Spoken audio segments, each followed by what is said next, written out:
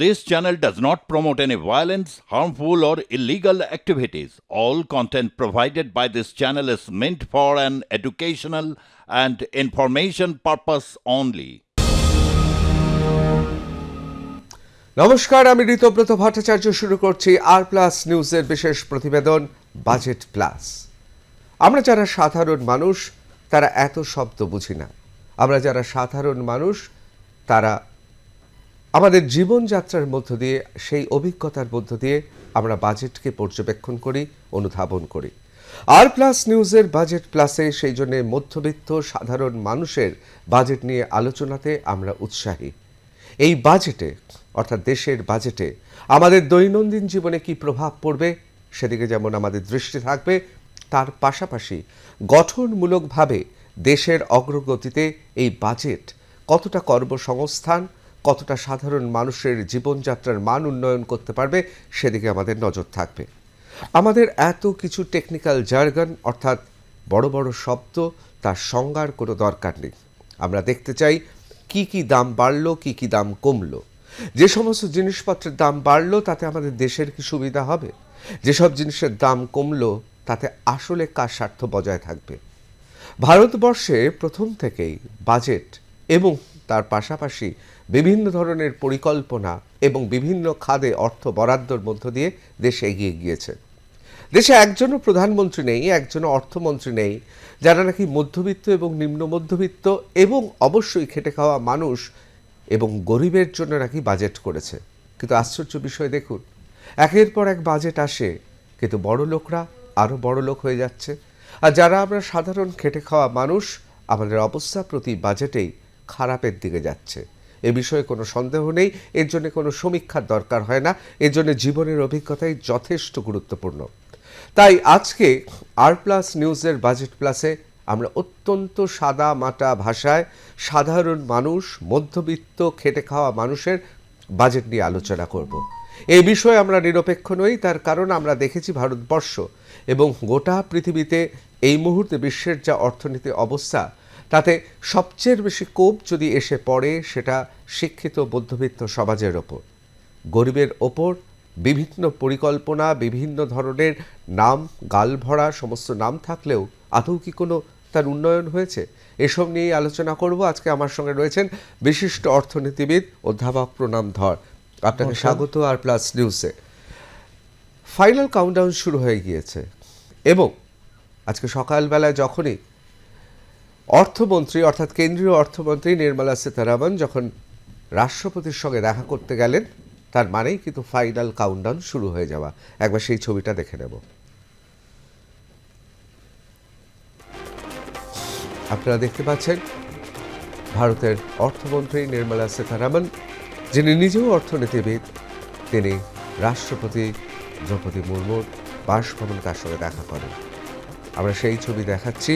প্রথাগতভাবে অর্থমন্ত্রী বাজেট পেশ করার আগে রাষ্ট্রপতির সঙ্গে তার সাক্ষাৎ অত্যন্ত তাৎপর্যপূর্ণ এবং আমরা সবাই জানি যে গতকাল রাষ্ট্রপতি দ্রৌপদী মুর্মু তিনি কি বলেছেন। অনেকে মনে করছেন তার মধ্যেই নিহিত রয়েছে, লুকিয়ে রয়েছে এই বাজেটের মূল মন্ত্র।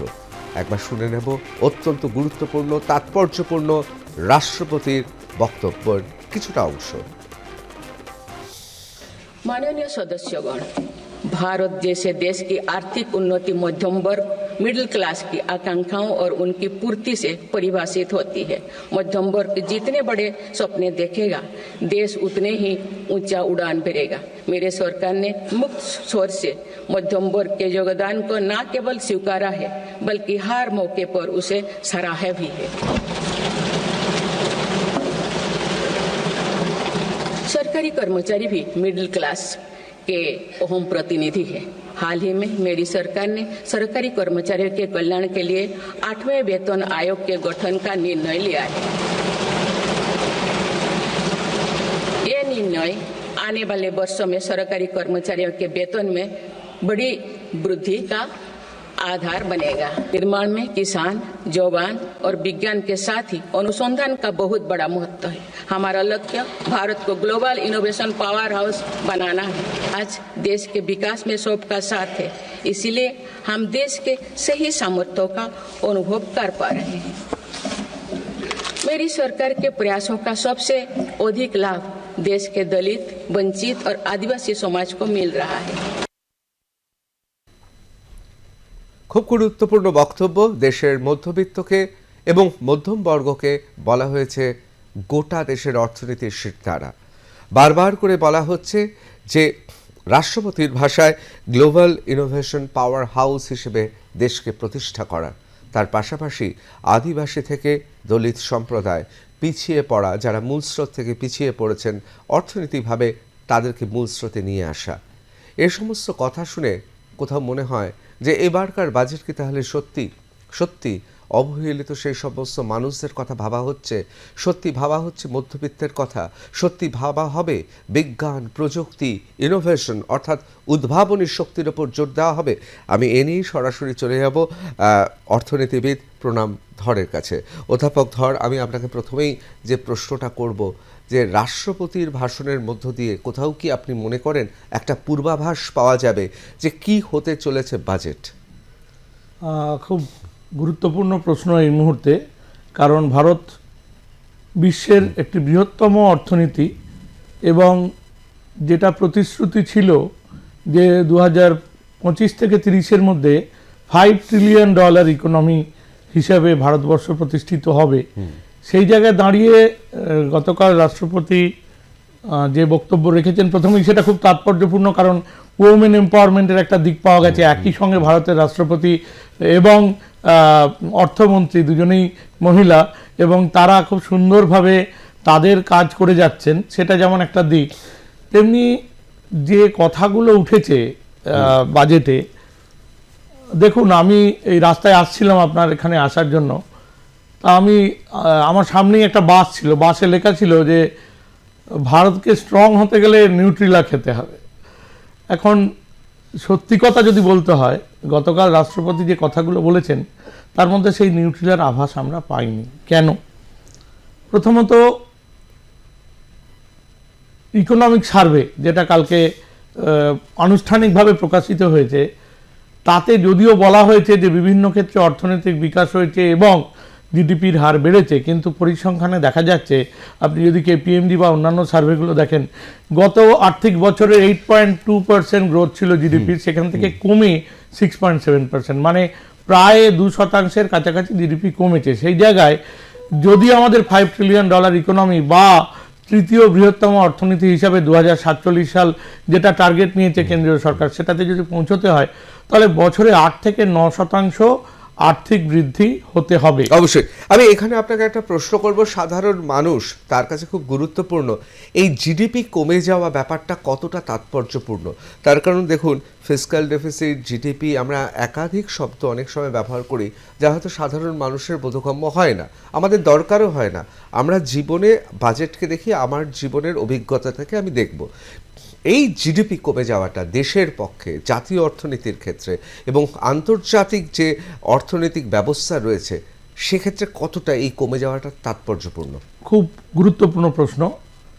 দেখুন, যে কোনো অর্থনীতি তার উন্নয়ন বা বৃদ্ধির জন্য 4টে ইঞ্জিন বা 4টে পিলার খুব গুরুত্বপূর্ণ। একটা হচ্ছে ইনফ্রাস্ট্রাকচার ইনভেস্টমেন্ট বা পরিকাঠামোতে বিনিয়োগ, একটা হচ্ছে প্রাইভেট ইনভেস্টমেন্ট ব্যক্তিগত বিনিয়োগ, একটা হচ্ছে প্রাইভেট কনজাম্পশন বা ব্যক্তিগত ভোগ ব্যয়, আর একটা হচ্ছে এক্সপোর্ট বা রপ্তানি। এখন রপ্তানি তখনই হবে যখন দেশের অন্তর্নিহিত উদ্বৃত্ত বাড়বে। অন্তর্নিহিত উদ্বৃত্ত কখন বাড়বে? যখন ভোগ ব্যয়ের থেকে আয় বেশি হবে। এখন আমরা বিগত বছরগুলোতে দেখেছি যে সাধারণ মানুষের যে ভোগ ব্যয়, এখন সাধারণ বলতে তাকে আমরা 3 ভাগে ভাগ করি, একটা হচ্ছে মধ্যবৃত্ত, একটা নিম্নবৃত্ত, একটা হচ্ছে উচ্চবৃত্ত। আমি উচ্চবৃত্ত এবং নিম্নবৃত্ত প্রসঙ্গে পরে আসছি, যেহেতু আপনার প্রশ্নটা একেবারেই মধ্যবৃত্ত কেন্দ্রিক। অবশ্যই। সেখানে আমরা দেখেছি বিগত বছরগুলোতে বাজারে যে অর্থনীতি, তাতে যে মুদ্রাস্ফীতির হার, তার সঙ্গে সামঞ্জস্য রেখে সেইভাবে আয় বৃদ্ধি হয়নি। এবং তার পাশাপাশি যে আর্থিক ছাড় অর্থাৎ আয়কর থেকে শুরু করে অন্যান্য যে ছাড়গুলো সেগুলো আশানুরূপ হয়নি। তাতে করে মানুষের যে ভোগ ব্যয় মানে কি, ভোগ ব্যয় মানে হচ্ছে যতটা আয় বাড়বে আনুপাতিক হারে ভোগ ব্যয় বাড়বে, এবং আয় থেকে ভোগ ব্যয় বাদ দিয়ে বাকিটা হচ্ছে সঞ্চয়। দুটোর যোগফল অর্থাৎ ভোগ ব্যয় প্লাস সঞ্চয়ের যোগফলই হচ্ছে গ্রস ডোমেস্টিক প্রোডাক্ট বা জিডিপি।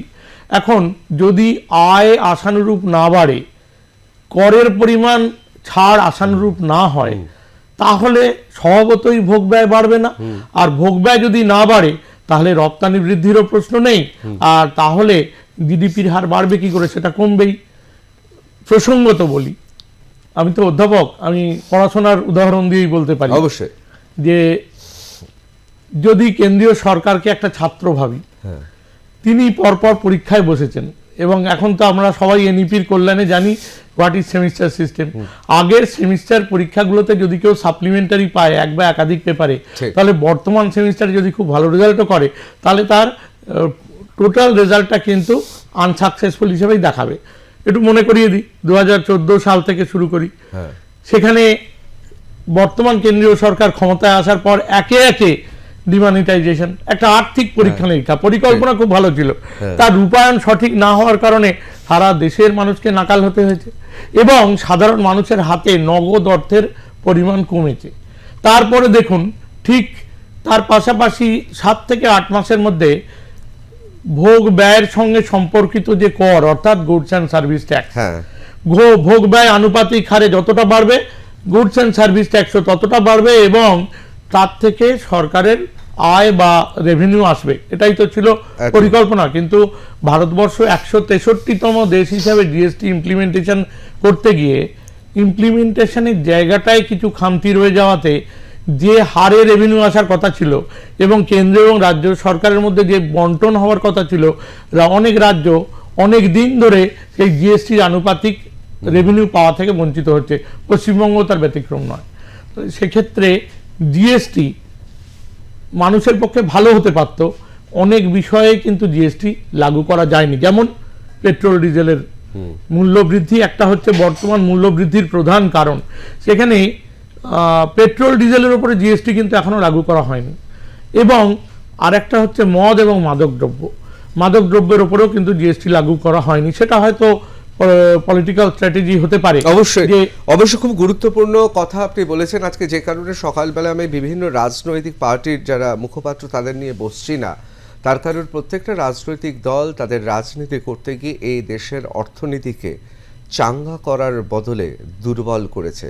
বিভিন্ন কারণে দেশের মানুষ এবং আমাদের গোটা দেশের বিভিন্ন কিছু পরিচালনার ক্ষেত্রে ঘাটতি দেখা দিচ্ছে, তার কারণ রাজনৈতিক দৃষ্টিকোণ থেকে বিচার করলে অর্থনীতির যে নৈবক্তিক নিরপেক্ষ এবং গোটা বিশ্বের বাজারে যে শিরদাঁড়া উঁচু করে দাঁড়ানোর কথা ছিল, আমরা তা পারি না বা পারি না এই কারণে রাজনৈতিক বাধ্যবাধকতা, আর পারিনি এই কারণে আমাদের বিগত দেশের বিভিন্ন পার্টির বিভিন্ন রাজনৈতিক দলের প্রধানমন্ত্রী, অর্থনীতিবিদেরা বা অর্থমন্ত্রীরা সে চেষ্টা করেনি।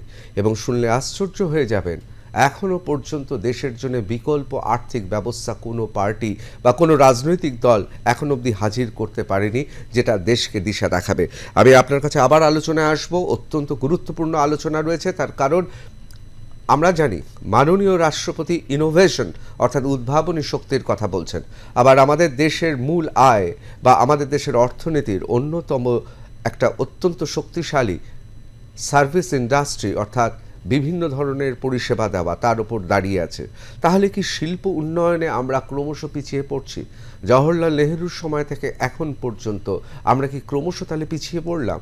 তাহলে ইন্দিরা গান্ধী যে রাষ্ট্রায়ত্ত বিভিন্ন শিল্প বিভিন্ন জায়গায় জওহরলাল নেহরুর দেখানোর পথে হেঁটেছিলেন, সে পথ কি ভুল ছিল?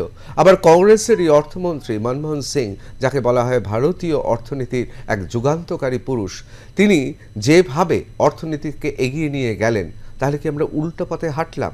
এসব নিয়ে আমাদের আরও অনেক প্রশ্ন আছেন, অধ্যাপক প্রণাম ধর আছেন, কিন্তু একবার দেখে নেব সাধারণ মানুষের কি প্রত্যাশা এই বাজেটের। প্রত্যেকবারই কিন্তু আমরা দেখি যে এই স্টক এক্সচেঞ্জের উপরে মানুষের নজর থাকে এবং এই যে বাজেট আজকে অর্থাৎ নির্মলা সীতারামন কেন্দ্রীয় অর্থমন্ত্রী তিনি তার ৮ম বাজেট পেশ করতে চলেছে এবং সেই ৮ম বাজেট পেশ করার আগেই কিন্তু এই যে দালাল স্ট্রিট অর্থাৎ ক্যালকাটা স্টক এক্সচেঞ্জ সেই ক্যালকাটা স্টক এক্সচেঞ্জ কিন্তু শনিবার কিন্তু বন্ধ থাকে, কিন্তু আজকে বেলা 11টার সময় কিন্তু সেই স্টক এক্সচেঞ্জ কিন্তু খুলবে এমনটাও কিন্তু আমরা জানতে পারছি। এবং যারা রয়েছেন অর্থাৎ যে সমস্ত কর্মীরা স্টক এক্সচেঞ্জে কাজ করেন তাদের কাছে একটু জানার চেষ্টা করব। আশা তো ভালোই করছি, আমাদের সীতারামন ভালোই দেবে যা আশা আছে। অতদিন তো আমরা এক্সপেকটেশন ছিলাম কি মিডল ক্লাসের জন্য কিছু করবে, কিন্তু কিছু করেনি দেখা যাচ্ছে।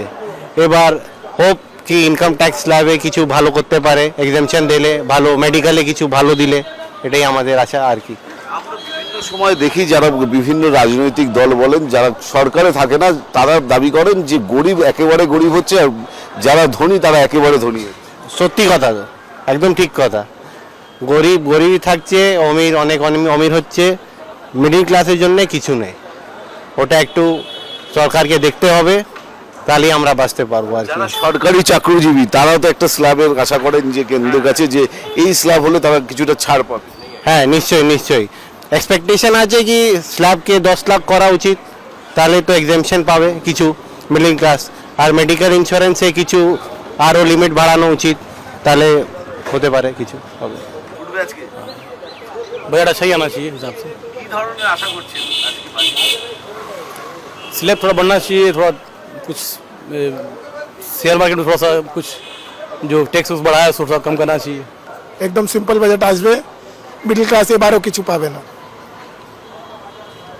এই যে শেয়ার মার্কেট নিয়ে আপনারা কাজ করেন, শেয়ার মার্কেটের ক্ষেত্রে কিছু আজকে আপ ডাউন হতে পারে, ডাউন হবে, যে ডাউন কিরকম ডাউনফল কি অনেকটাই থাকবে আজকে?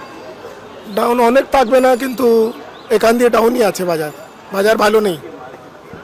ভালো বাজেট হলে কি আজকে উঠবে? বাজেট ভালো আসবে না, বাজেট বাজেই থাকবে, মানে প্রত্যেক বছরই যেরকম বাজেটের কথা বলে সেরকমই বাজেট হবে, ওই রকমই হবে, সাধারণ বাজেট। बजट अच्छा आना चाहिए, पर्सनल टैक्स पे कुछ ठीक होना चाहिए, बाकी महंगाई इतना बढ़ रहा है, पर्सनल टैक्स तो ठीक होना चाहिए। জনমুখী বাজেট মানে সাধারণ हाँ बिल्कुल, साधारण मानुष तो एकदम परेशान हो रखा है, तो होना चाहिए अच्छा। আশা করে থাকে যে কিছু একটা নতুন কিছু পাবে। नतून तो पर्सनल टैक्स तो रिवाइव करते हो तो वही जो स्लैब्स है वो चेंज करना होगा पर्सनल टैक्स के ऊपर में, वो बेटर होगा थोड़ा सा मिडिल क्लास के लिए। শনিবারই বন্ধ থাকে শেয়ার মার্কেট, শনিবার আজকে শনিবার শেয়ার মার্কেটে এসেছে, এসে নাস্তা করছে এই জন্যে। শেয়ার মার্কেটে আজকে খুলবে, हाँ शेयर मार्केट खुलबे तो খোলা আছে তো, शेयर मार्केट খোলা আছে।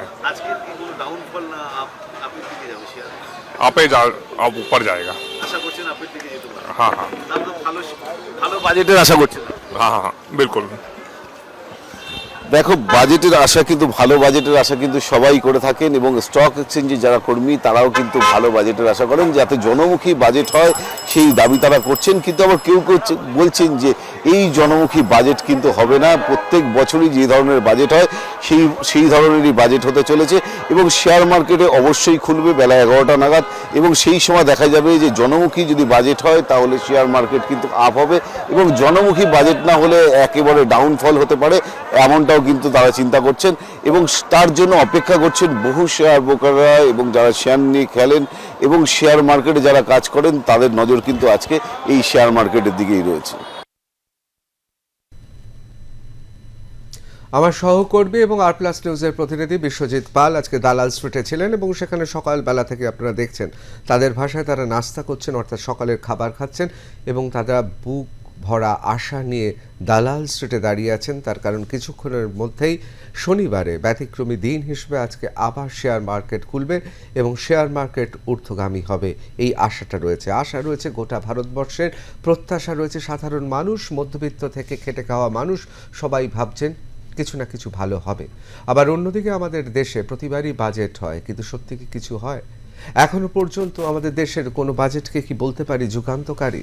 যেখানে গরিবি হাটাও স্লোগান, যেটা রাজনৈতিক দলের বিভিন্ন সময় দিয়ে আসা স্লোগান, সেই স্লোগানকে সার্থক করতে, বাস্তবায়িত করতে সত্যি কি কিছু করা হয়েছে?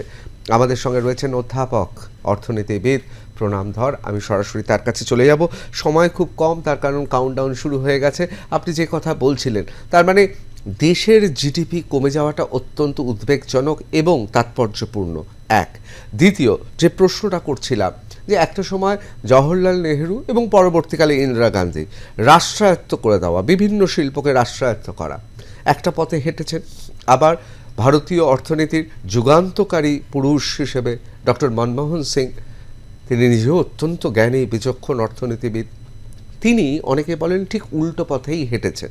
অনেকে মনে করেন নেহরুর যে পথ ইন্দিরা গান্ধী যা প্রসারিত করেছেন, কংগ্রেসের অর্থনীতি শুধু বিদ হিসেবে নয়, তিনি প্ল্যানিং কমিশন থেকে বিভিন্ন উচ্চ পদে আসীন ছিলেন, তিনি অর্থনীতিবিদ হয়ে যাওয়ার পর, অর্থমন্ত্রী হয়ে যাওয়ার পর তিনি উল্টো পথে হেঁটেছেন।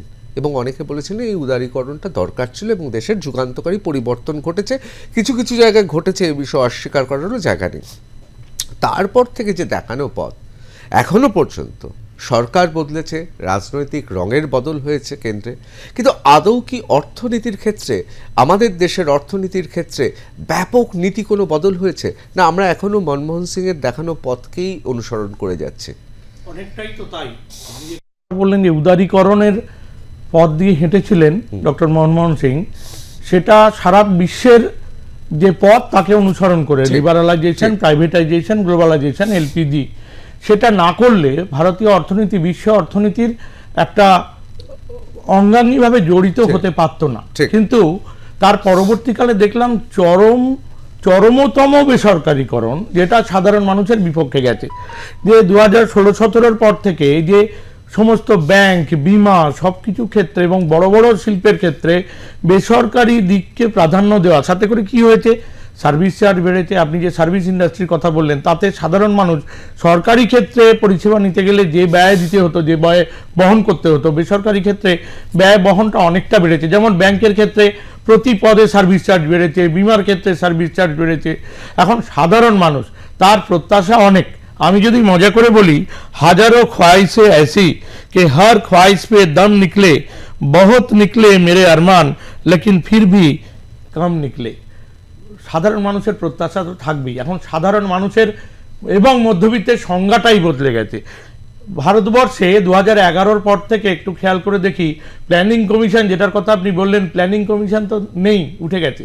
সুতরাং আমরা যে কম্পারেটিভ অ্যানালিসিস, আমরা যে মিলকরণের জায়গায় যাব, রিকনসিলিয়েশনের জায়গায় যাব, সেটাই তো নেই।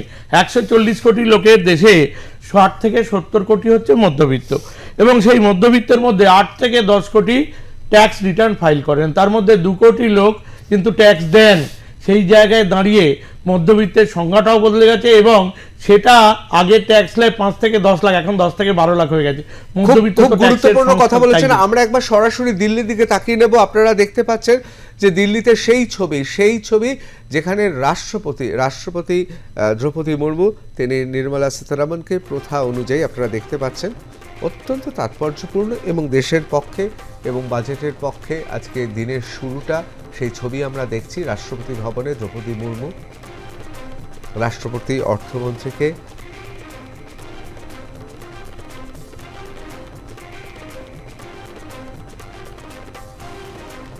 আসলে কোথাও এই ছবিটা তাৎপর্যপূর্ণ এই কারণে আরও বেশি, কারণ দ্রৌপদী মুর্মু তিনি যে জায়গা থেকে উঠে এসেছেন এবং তাকে রাষ্ট্রপতি করা, এবং এই গোটা বিষয়টাকে এমনভাবে তুলে ধরার চেষ্টা করা হচ্ছে দলিত, আদিবাসী এবং বিভিন্ন জায়গায় প্রান্তিক যে মানুষ জনগোষ্ঠী রয়েছেন দেশের, তাদেরও যেন এবারকার বাজেটে কোথাও যেন গুরুত্ব দেওয়া হয়েছে, এমনটাই কিন্তু বারবার প্রচার করার চেষ্টা করা হচ্ছে, দাবি করা হচ্ছে। কিন্তু সত্যি কি প্রত্যাশা মিটবে? এ নিয়ে নিশ্চয়ই আমরা সবাই তাকিয়ে রয়েছি যে নির্মলা সীতারামন, কেন্দ্রীয় অর্থমন্ত্রী, আজকে কি বাজেট পেশ করেন সেদিকে। আমি আবার চলে যাব, অধ্যাপক প্রণাম ধর আছেন। আমি সরাসরি আপনাকে 2-3টে প্রশ্ন করি। আপনি যে কথাগুলো বলছিলেন খুব গুরুত্বপূর্ণ কথা, কিন্তু ভারতবাসী হিসেবে এখনো পর্যন্ত এমন কোনো বাজেট কি পেয়েছি যেখানে যুগান্তকারী পরিবর্তন ঘটেছে? এক। দ্বিতীয়ত, এ বিষয়ে তো কোনো সন্দেহ নেই, বড়লোক আরও বড়লোক হচ্ছে, গরিব আরও গরিব হচ্ছে, এবং আমরা পশ্চিমবাংলা বা ভারতবর্ষের বিভিন্ন অঙ্গরাজ্যে যারা রয়েছি, তাও আমরা এখনও মধ্যবিত্ত হিসেবে কেউ টিকে আছি। কিন্তু আমাদের আশেপাশে এই উপমহাদেশে আমরা সেটা পাকিস্তান বলুন, বাংলাদেশ বলুন, ইন্দোনেশিয়া বলুন, মালয়েশিয়া বলুন, শ্রীলঙ্কা বলুন, সেখানে তো অনেকে বলছেন মধ্যবিত্ত শুধুমাত্র একটা আবিধানিক অর্থ থাকবে, একটা বোধহয় অভিধানের শব্দ থাকবে, আর মধ্যবিত্ত বলে কিছু থাকবে না। এটা সংকট তো দেখা গিয়েছে, বিশেষ করে পাকিস্তানে আমরা দেখেছি, শ্রীলঙ্কাতে আমরা দেখেছি কি অবস্থা হয়েছে, ইন্দোনেশিয়া, মালয়েশিয়া, বিভিন্ন জায়গায় দেখতে পাচ্ছি। আপনার কি মনে হয় ভারতবর্ষের মধ্যবিত্ত? আপনার প্রথম প্রশ্নের জবাব দিই। বিগত অন্তত 3-4 বছরের দিকে পুরনো দিকে তাকালে আমরা সেরকম যুগান্তকারী কোনো পরিবর্তন বাজেটে পাইনি। বারবারই আমরা আশা করে থেকেছি, বিশেষত মধ্যবিত্তের যেটা প্রত্যাশা, আয়করে সেরকম কোনো ছাড় ঘোষণা হয়নি। যেমন 80C তার স্ল্যাব বাড়ানো উচিত, 80E তার স্ল্যাব বাড়ানো উচিত, যেটা এক্ষুনি শুনলাম সেটা আমিও একমত। মেডিকেল ইন্স্যুরেন্স, স্বাস্থ্য বিমা, তারও স্ল্যাব বাড়ানো উচিত, স্ট্যান্ডার্ড ডিডাকশন বাড়ানো উচিত, এবং 87A ধরলে 10 লাখ থেকেই স্ল্যাব শুরু করা উচিত, বা 12 লাখ থেকে করলে আরও ভালো হয়। মেডিকেল ইন্স্যুরেন্সের অদ্ভুত একটা ফ্যালাসি আছে যে আমি আমার স্বাস্থ্য বিমার প্রিমিয়াম দিচ্ছি, তাতে জিএসটি দিতে হয়েছে, যেটা পশ্চিমবঙ্গ সহ অন্যান্য রাজ্যগুলি সোচ্চার হয়েছে যে কেন স্বাস্থ্য বিমার প্রিমিয়ামে জিএসটি দেব, সেটা কেন মকুব করা হবে না, আমারই স্বাস্থ্যের বিমা আমি দিচ্ছি, তার প্রিমিয়ামের উপরে জিএসটি অর্থাৎ কর বসানো হচ্ছে। এই ব্যাপারগুলো এখনো পর্যন্ত সেই সংস্কার কর ব্যবস্থায় আসেনি। ডাইরেক্ট ট্যাক্স কোড বারবার বলা সত্ত্বেও ডাইরেক্ট ট্যাক্স কোড এখনো ঘোষিত হচ্ছে না। পেট্রোল ডিজেলের উপরে এখনো জিএসটি বসছে না, তাতে কিন্তু আমি এখানে আপনাকে একটা প্রশ্ন করি। পেট্রোল ডিজেলের উপর জিএসটি এবং বিভিন্ন সুরা, মানে আমি বলতে চাইছি যে বিভিন্ন ধরনের মদ জাতীয় পানীয় যেগুলোর মধ্যে অ্যালকোহল রয়েছে, যেগুলো নেশার বস্তু, এগুলোতে কি জিএসটি হলে একটা যুগান্তকারী পরিবর্তন আসবে? অবশ্যই তো হতে পারে, কারণ এগুলো 6টা বা 7টা ট্যাক্স দিয়ে 1 লিটার পেট্রোলের দাম যদি ক্রুড অয়েলের দাম 30 টাকা হয় কথার কথা, তাহলে সেটা আমাদের 118 কি 115 কি 112 টাকা দিয়ে কিনতে হচ্ছে। যদি গুডস অ্যান্ড সার্ভিস ট্যাক্স হতো, যেটা বারবার বলা হচ্ছে ওয়ান নেশন ওয়ান ইলেকশন, তাহলে ওয়ান নেশন ওয়ান ট্যাক্স নয় কেন? খুব গুরুত্বপূর্ণ। আমার অর্থনীতিবিদ হিসেবে আপনার কাছে আমার একটা অর্বাচীন প্রশ্ন আছে। ছোটবেলা ছাত্র অবস্থায় আমরা ভাবতাম যদি পেট্রোল ডিজেলের দামটা কমিয়ে দেওয়া যায় তাহলে পরিবহনের অনেকটা দাম কমে যাবে, এবং তাহলে পণ্য পরিবহনের ক্ষেত্রে একটা ব্যাপক হারে আমরা কম দামে পাবো। যে ফুলকপি বা যে আনাজ তরকারি বিভিন্ন জায়গা থেকে, বিভিন্ন রাজ্য থেকে অন্য রাজ্যে যাচ্ছে বা একই রাজ্যের মধ্যে আসছে, ধরুন হুগলি থেকে আলু আসছে কলকাতায়, আমার যদি ট্রাকের পরিবহন কস্ট বা পরিবহনের যে মূল্য সেটা যদি কমে যায়, তাহলে একটা বিপুল পরিমাণে খাদ্য বস্তুর, পানীয় সব কিছুর দাম কমে যাবে, একটা গোটা দেশের অর্থনীতি চাঙ্গা হয়ে যাবে। জিএসটি লাগু হলে আপনি কি মনে করেন যে সেক্ষেত্রে সুবিধা হবে, দেশের ব্যাপক পরিবর্তন? অবশ্যই হবে, কারণ জিএসটি লাগু হলে এই যে পরিবহন ব্যয় থেকে শুরু করে অনেক ব্যয় কমে যাবে, তাতে কিন্তু ভোগের পরিমাণ বাড়বে। আমরা তো ভোগ ব্যয় দুভাবে বাড়াতে পারি, একটা হচ্ছে আর্থিক মূল্যে বা প্রাইস বৃদ্ধি করে, আর একটা হচ্ছে পরিমাণ বৃদ্ধি করে, ভলিউম বৃদ্ধি করে। যদি করের পরিমাণ লাঘব হয়, মধ্যবিত্ত আরো বেশি ভোগে বিনিয়োগ করবেন এবং গোটা দেশের অর্থনীতির একটা অন্য মোল্ড বা একটা মোড়ক দেখা যাবে, যে অর্থনীতির একটা নতুন মডেল হতে পারে। সেইটা কেন পরীক্ষিত হচ্ছে না? এবং মাদক দ্রব্যের উপরে এটা একটা প্রপোর্শনেট বা আনুপাতিক হারে কেন্দ্র রাজ্যের মধ্যে রেভিনিউটা বন্টন হয়। কোথাও কি মনে হয় কেন্দ্র রাজ্যের সম্পর্কের মধ্যে, যেহেতু কথা বলতে বলতে আমাদের চোখ চলে যাবে একেবারে, আমরা দেখতে পাচ্ছি দিল্লিতে শ্রীমতী নির্মলা সীতারমণ বিত্তমন্ত্রী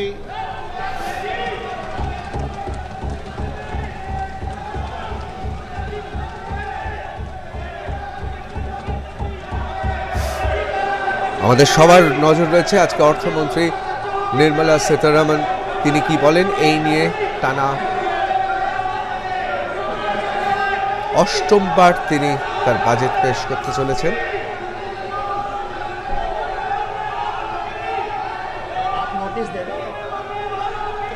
বাজেট পেশের আগে আপনাদের জানিয়ে রাখি, প্রতিরক্ষা শেয়ার তার মূল্য ঊর্ধ্বগামী।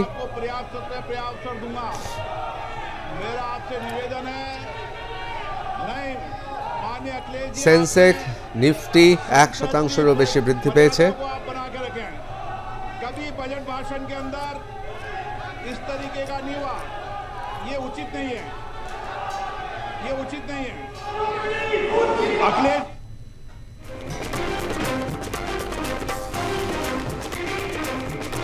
এই মুহূর্তে সবচেয়ে বড় খবর, বাজেট পেশের আগে বেশ কিছুটা উঠল প্রতিরক্ষা শেয়ারের দাম।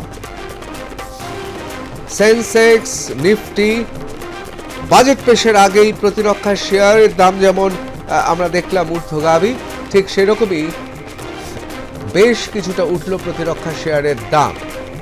আমাদের গোটা দেশ এখন তাকিয়ে রয়েছে অর্থমন্ত্রী, কেন্দ্রীয় অর্থমন্ত্রী নির্মলা সীতারামন তার বাজেটের দিকে। A. Accelerate growth. B. Secure inclusive development. C. Invigorate private sector investments. D. Uplift household sentiments. And E. Enhance spending power of India's rising middle class. Together, we embark on a journey to unlock our nation's tremendous potential for greater prosperity and global positioning under the leadership of Honorable Prime Minister Shri Narendra Modi. As we complete the first quarter of the 21st century, continuing geopolitical headwinds suggest lower global economic growth over the medium term. However, our aspiration for a Vikasit Bharat inspires us, and the transformative work we have done during our government's first 2 terms guides us to march forward resolutely. Our economy is the fastest growing among all major economies. Our development track record for the past 10 years and structural reforms have drawn global attention. Confidence in India's capability and potential has only grown in this period. We see the next 5 years as a unique opportunity to realize Sabka Vikas, stimulating balanced growth of all regions. The great Telugu poet and playwright Gurujada Apparao had said, "Deshamante matti kadoy, deshamante manushuloy," meaning a country is not just its soil, a country is its people. In line with this, for us, Vikasit Bharat encompasses zero poverty, 100% quality good school education, access to high quality, affordable and comprehensive health care, 100% skilled labor with meaningful employment, 70% women in economic activities, and farmers making our country the food basket of the world. In this budget, the proposed development measures span 10 broad areas focusing on Garib, youth, Annadata and Nari, spurring agricultural growth and productivity, building rural prosperity and resilience, taking everyone together on an inclusive growth path, boosting manufacturing and furthering Make in India, supporting MSMEs, enabling employment-led development, investing in people, economy and innovation, securing energy supplies, promoting exports and nurturing innovation. For this journey of development, our 4 powerful engines are agriculture, MSME, investments and exports. The fuel, our reforms, our guiding spirit, inclusivity, and the destination, Vikasit Bharat. This budget aims to initiate transformative reforms across 6 domains.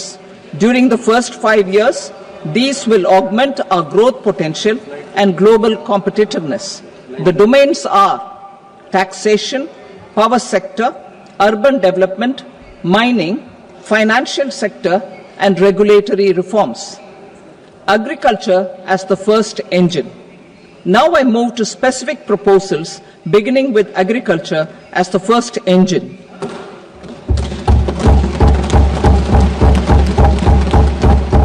Prime Minister Dhan Dhanya Krishi Yojana, developing agri-districts program.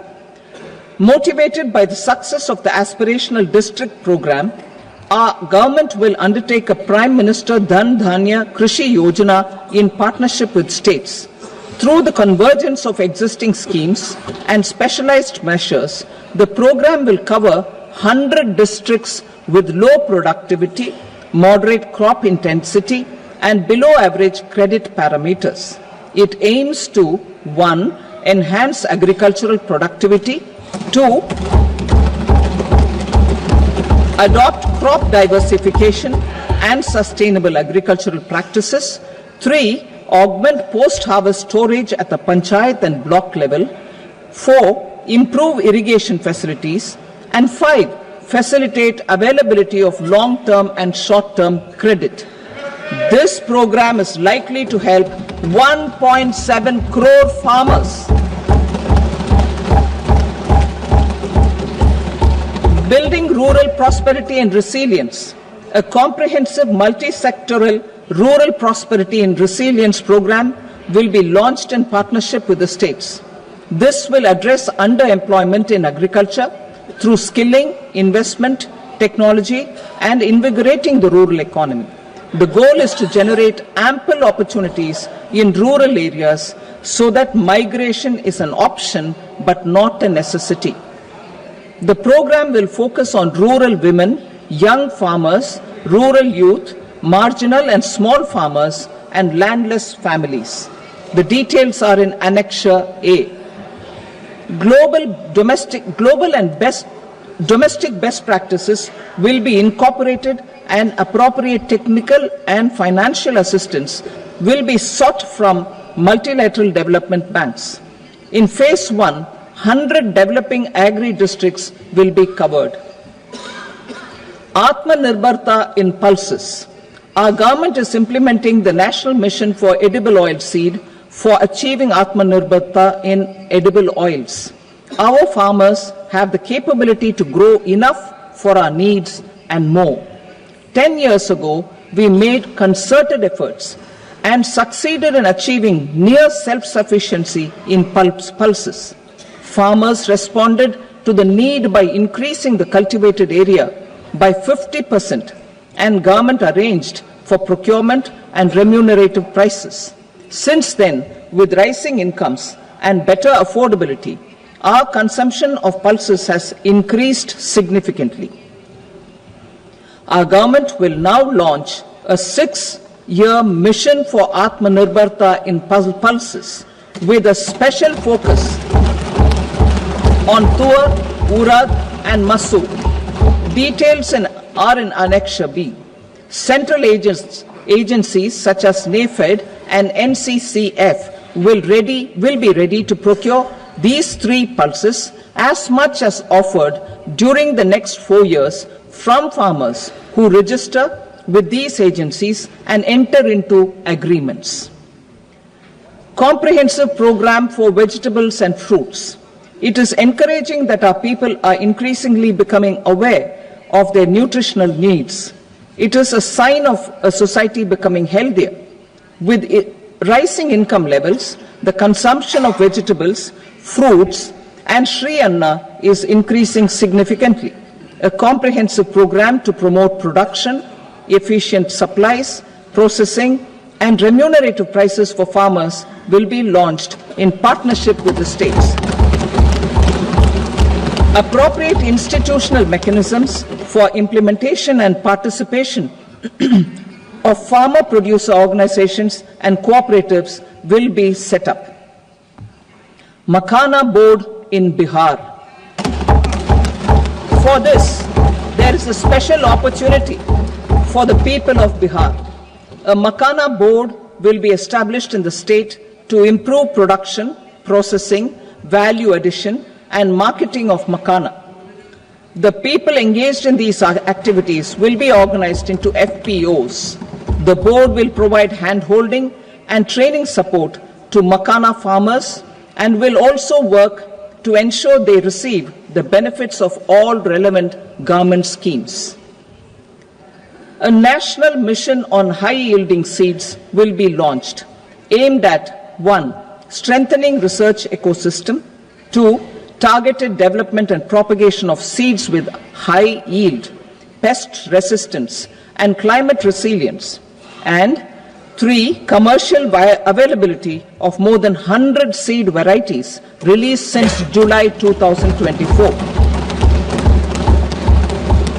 India ranks second largest globally in fish production and aquaculture. Seafood exports are valued at 60,000 crore rupees. To unlock the untapped potential of the marine sector, our government will bring in an enabling framework for sustainable harnessing of fisheries from Indian exclusive economic zone and high seas, with a special focus on the Andaman and Nicobar and Lakshadweep islands.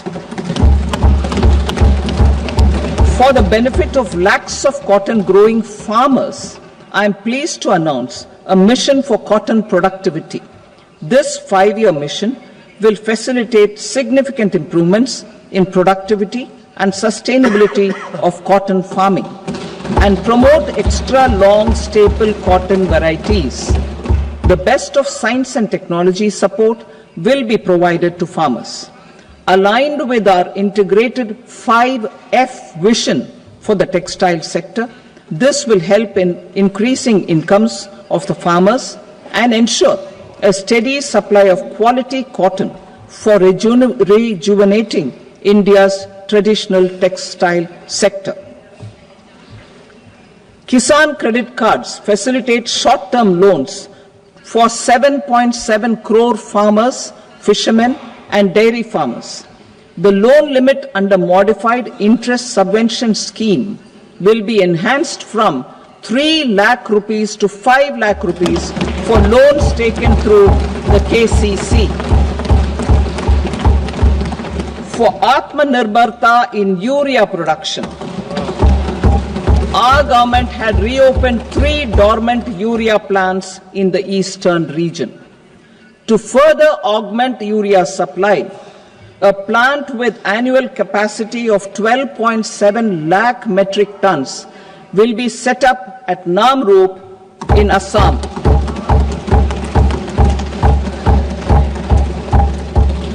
India Post, with 1.5 lakh rural post offices, complemented by the India Post Payment Bank and a vast network of 2.4 lakh Dak Sevaks, will be repositioned to act as a catalyst for the rural economy. Details are at Annexure C. India Post will also be transformed as a large public logistics organization. This will meet the rising needs of Vishwakarmas, new entrepreneurs, women, self-help groups, MSMEs, and the large business organizations. Our government will provide support to NCDC for its lending operations for the cooperative sector. MSMEs as the second engine.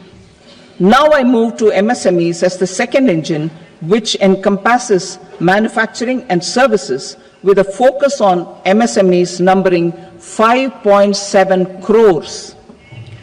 Currently, over 1 crore registered MSMEs, employing 7.5 crore people and generating 36% of our manufacturing, have come together to position India as a global manufacturing hub. With their quality products, these MSMEs are responsible for 45% of our exports. To help them achieve higher efficiencies of scale, technological upgradation, and better access to capital, the investment and turnover limits for classification of all MSMEs will be enhanced to 2.5 and 2 times respectively. This will give them the confidence to grow and generate employment for our youth. The details are given in Annexure D. To improve access to credit, the credit guarantee cover will be enhanced.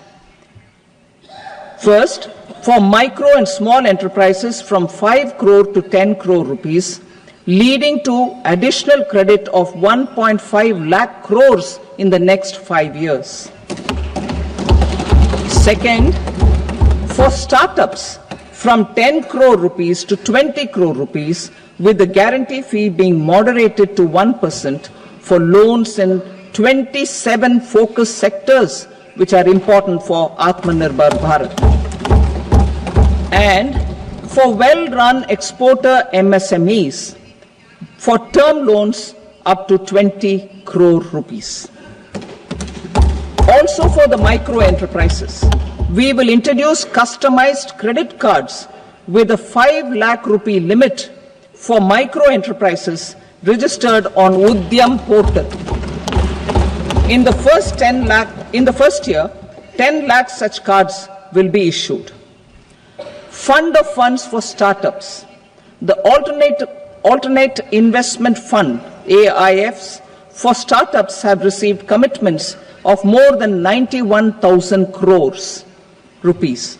These are supported by the fund of funds set up with the Government of India's contribution of 10,000 crore rupees.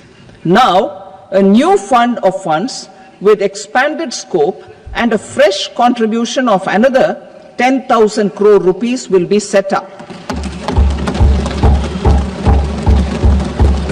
A new scheme will be launched for 5 lakh women, scheduled castes and scheduled tribes, first-time entrepreneurs.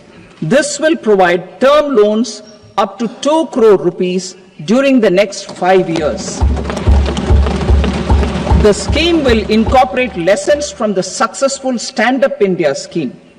Online capacity building for entrepreneurship and managerial skills will also be organized.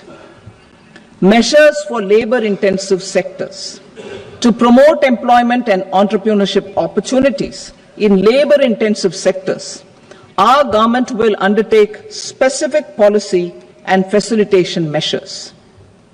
To enhance the productivity, quality, and competitiveness of India's footwear and leather sector, a focus product scheme will be implemented. The scheme will support design capacity, component manufacturing, and machinery required for production of non-leather quality footwear, besides the support for leather footwear and products. The scheme is expected to facilitate employment for 22 lakh persons, generate over 4 lakh crore rupees, and exports of over 1.1 lakh crore rupees. Measures for the toys sector. Building on the National Action Plan for Toys, we will implement a scheme to make India a global hub for toys. The scheme will focus on development of clusters, skills, and a manufacturing ecosystem that will create high quality, unique, innovative, and sustainable toys that will represent the Made in India brand. Support for food processing. In line with our commitment towards Purvodaya, we will establish a National Institute of Food Technology, Entrepreneurship and Management in Bihar. The institute will provide a strong fillip to food processing activities in the entire eastern region. This will result in 1. Enhanced income for the farmers through value addition to their produce, and 2. Skilling entrepreneurship and employment opportunities for the youth. Manufacturing mission, furthering Make in India. Our government will set up a national manufacturing mission covering small, medium and large industries for furthering Make in India by providing policy support, execution roadmaps, governance and monitoring framework for central ministries and states. Details are in Annexure E. Given our commitment to climate-friendly development, the mission will also support clean tech manufacturing. This will aim to improve domestic value addition and build our ecosystem for solar PV cells, EV batteries, motors and controllers, electrolyzers, wind turbines, very high voltage transmission equipment and grid scale batteries. Investment as the third engine. Now I move to investment as the third engine, which encompasses investing in people, investing in the economy, and investing in innovation. Investing in people. Saksham Anganwadi and Poshan 2.0. Saksham Anganwadi and Poshan 2.0 program provides nutritional support to more than 8 crore children, 1 crore pregnant women and lactating mothers all over the country, and about 20 lakh adolescent girls in aspirational districts and the Northeast region. The cost norms for these nutritional support will be enhanced appropriately. Atal Tinkering Labs. 50,000 Atal Tinkering Labs will be set up in government schools in the next 5 years to cultivate the spirit of curiosity and innovation and foster a scientific temper among young minds. Broadband connectivity to government secondary schools and PHCs. Broadband connectivity will be provided to all government secondary schools and primary health centers in rural areas under the BharatNet project. Bharatiya Bhasha Pustak Scheme. We propose to implement a Bharatiya Bhasha Pustak scheme to provide digital form Indian language books for schools and for higher education. This aims to help students understand their subjects better and in their language. National Centers of Excellence for Skilling.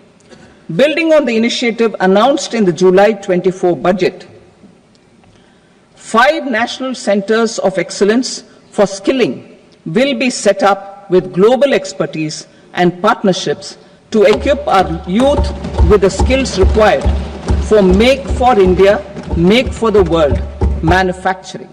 The partnership will cover curriculum design, training of trainers, and a skills certification framework and periodic reviews.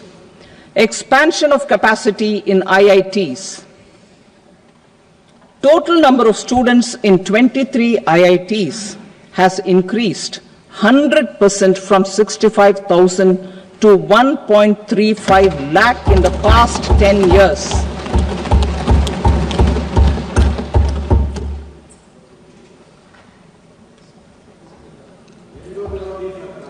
Additional infrastructure will be created in the 5 IITs started after 2014 to facilitate education for 6,500 more students.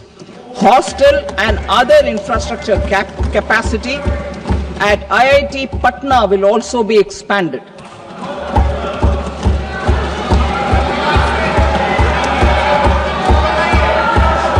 Center of Excellence.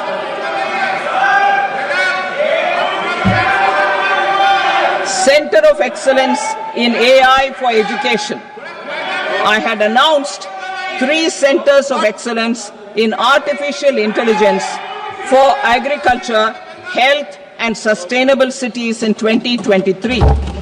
Now a center of excellence in artificial intelligence for education will be set up with a total outlay of 500 crores. Expansion of medical education. Our government has added almost 1.1 lakh undergraduate and postgraduate medical education seats in 10 years, an increase of 130%. In the next year, 10,000 additional seats will be added in medical colleges and hospitals towards the goal of adding 75,000 seats in the next 5 years. Daycare cancer centers in all district hospitals. Our government will facilitate setting up of daycare cancer centers in all district hospitals in the next 3 years. 200 centers will be established in 25-26 itself. Strengthening urban livelihoods. Our government has been giving priority to assisting urban poor and vulnerable groups. A scheme for socio-economic upliftment of urban workers will be implemented to help them improve their incomes, have sustainable livelihoods, and a better quality of life. PM Swanidhi scheme has benefited more than 68 lakh street vendors, giving them respite from high-interest informal sector loans. Building on this success, the scheme will be revamped with enhanced loans from banks, UPI-linked credit cards with 30,000 rupees limit, and capacity building support. Social Security Scheme for welfare of online platform workers. Gig workers of online platforms provide great dynamism to the new age services economy. Recognizing their contribution, our government will arrange for their identity cards and registration on the e-Shram portal. They will be provided health care under PM Jan Arogya Yojana. This measure is likely to assist nearly 1 crore gig workers.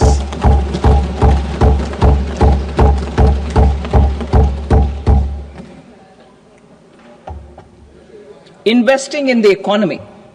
Public-private partnership in infrastructure. Each infrastructure-related ministry will come up with a 3-year pipeline of projects that can be implemented in PPP mode.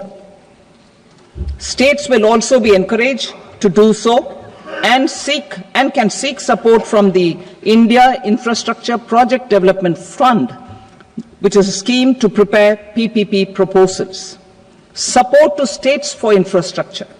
An outlay of 1.5 lakh crore is proposed for the 50-year interest-free loans to states for capital expenditure and incentives for reforms. Building on the success of the first asset monetization plan announced in 2021, the second plan for 2025 to 30 will be launched to plow back capital of 10 lakh crore in new projects. Regulatory and fiscal measures will be fine-tuned to support the plan. Jal Jeevan Mission. Since 2019, 15 crore households representing 80% of India's rural population have been provided access to portable tap water connections.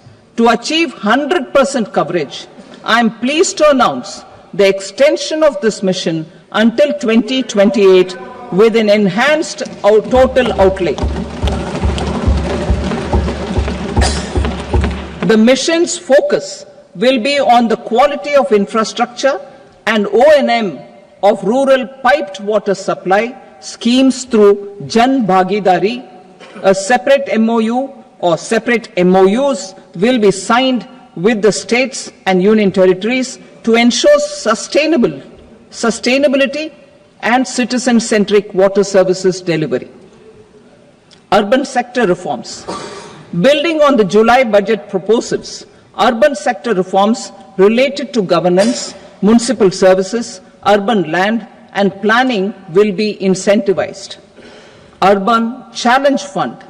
The government will set up an Urban Challenge Fund of 1 lakh crore rupees to implement the proposals for cities as growth hubs, creative redevelopment of cities, and for water and sanitation purposes announced in the July budget.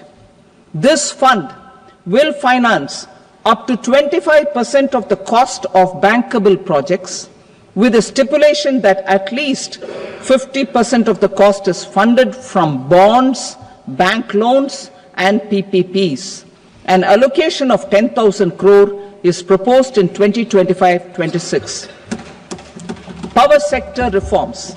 We will incentivize electricity distribution reforms and augmentation of intra-state transmission capacity by states.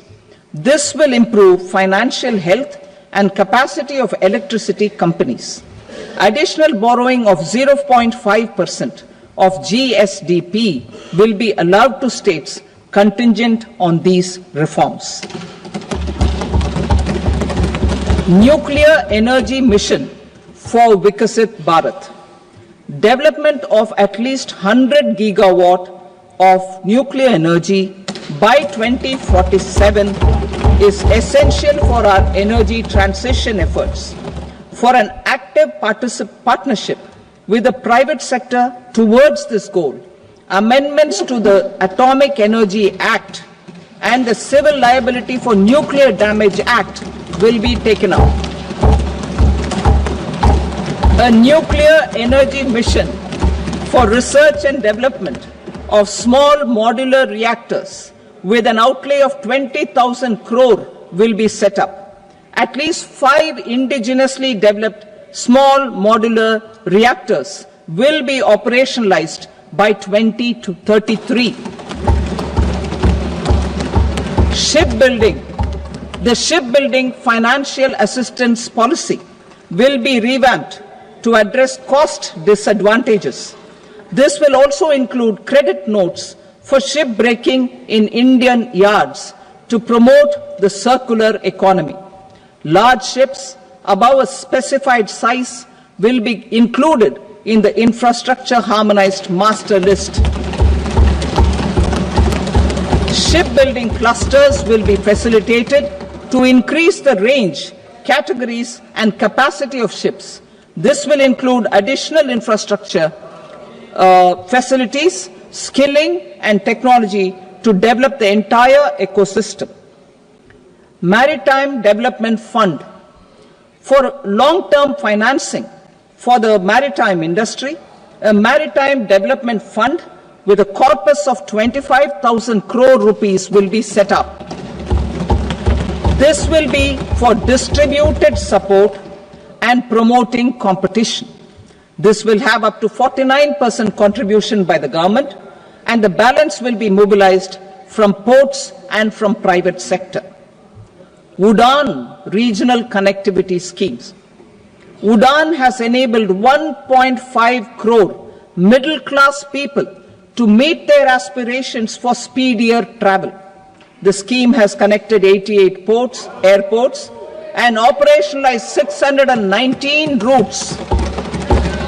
Inspired by that success, a modified UDAN scheme will be launched to enhance regional connectivity to 120 new destinations and carry 4 crore passengers in the next 10 years. 4 crore additional passengers in the next 10 years. The scheme will also support helipads and smaller airports in hilly, aspirational and northeast regional districts. Greenfield airports will be facilitated in Bihar to meet the future needs of the state. These will be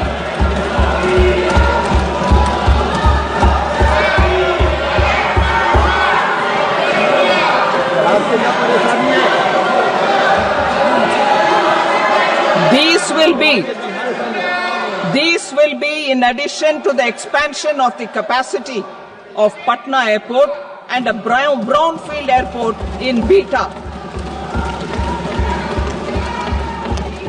Western Kosi Canal project in Mithilanchal.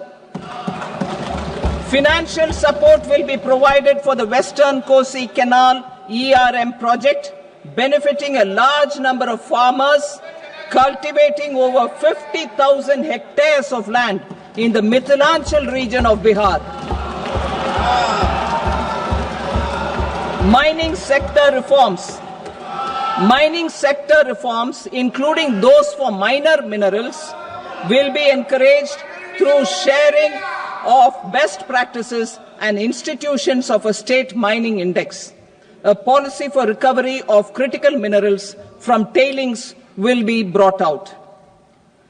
Under the special window for affordable and mid-income housing, SWAMI, 50,000 dwelling units in stressed housing projects have been completed and keys handed over to home buyers.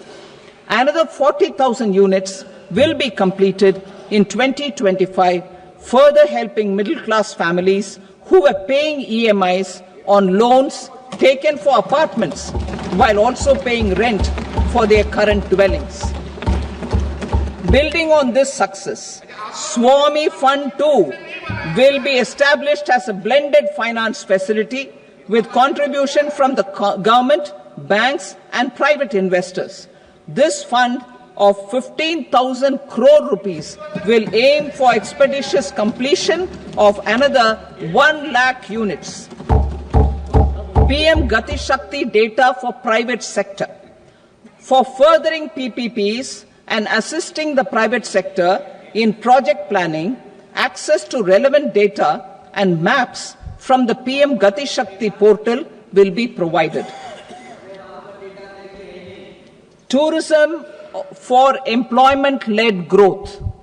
Top 50 tourist destination sites in the country will be developed in partnership with states through a challenge mode. Land for building key infrastructure will have to be provided by the states. Hotels in these destinations will be included in the infrastructure harmonized list. The following measures will be taken for facilitating employment-led growth. Organizing intensive skill development programs for our youth, including in institutes of hospitality management. Providing mudra loans for homestays. Improving ease of travel and connectivity to tourist destinations. Providing performance-linked incentives to states for effective destination management, including tourist amenities, cleanliness, and marketing efforts, and introducing streamlined e-visa facilities along with visa fee waivers for certain tourist groups. Continuing with the emphasis on places of spiritual and religious significance, in the July budget, there will be a special focus on destinations related to the life and times of Lord Buddha. Medical tourism and heal in India. Medical tourism and heal in India will be promoted in partnership with the private sector along with capacity building and easier visa norms. Investing in innovation. To implement private sector-driven research, development and innovation initiatives announced in the July budget, I am now allocating 20,000 crore rupees for this purpose. A deep tech fund of funds will also be explored to catalyze the next generation startups as a part of this initiative. In the next 5 years, under the PM Research Fellowship Scheme, we will provide 10,000 fellowships for technological research in IITs and IISc with enhanced financial support. The second gene bank with 10 lakh germplasm lines will be set up for future food and nutritional security. This will provide conservation support to both public and private sectors for genetic resources. We will start a national geospatial mission to develop foundational geospatial infrastructure and data. Using PM Gati Shakti, this mission will facilitate modernization of land records, urban planning, and design of infrastructure projects. A Gyan Bharatam mission for survey, documentation, and conservation of our manuscript heritage with academic institutions, museums, libraries, and private collectors will be undertaken to cover more than 1 crore manuscripts. We will set up a national digital repository of Indian knowledge systems for knowledge sharing. Now I move to exports as the fourth engine. We will set up an export promotion mission with sectoral and ministerial targets driven jointly by the Ministries of Commerce, MSME, and Finance.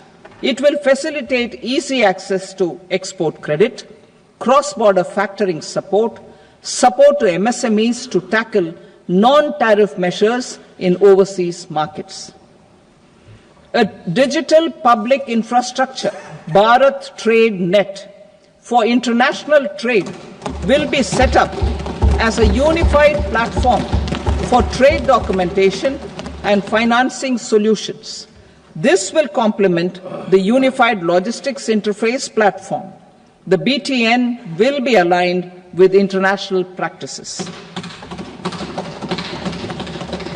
Support will be provided to develop domestic manufacturing capacities for our economy's integration with global supply chains.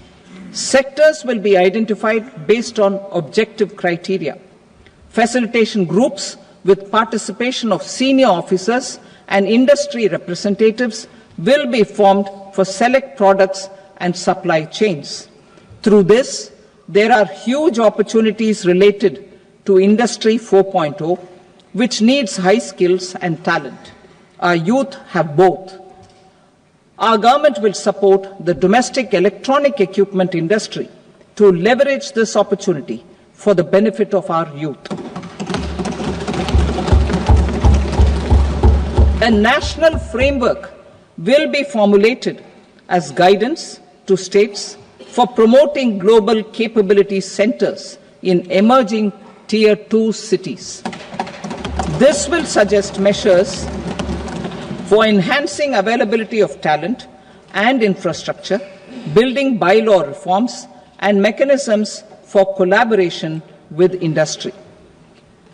Our government will facilitate upgradation of infrastructure and warehousing for air cargo, including high-value perishable horticultural produce. Cargo screening and customs protocol will be streamlined and made user-friendly. Reforms as the fuel.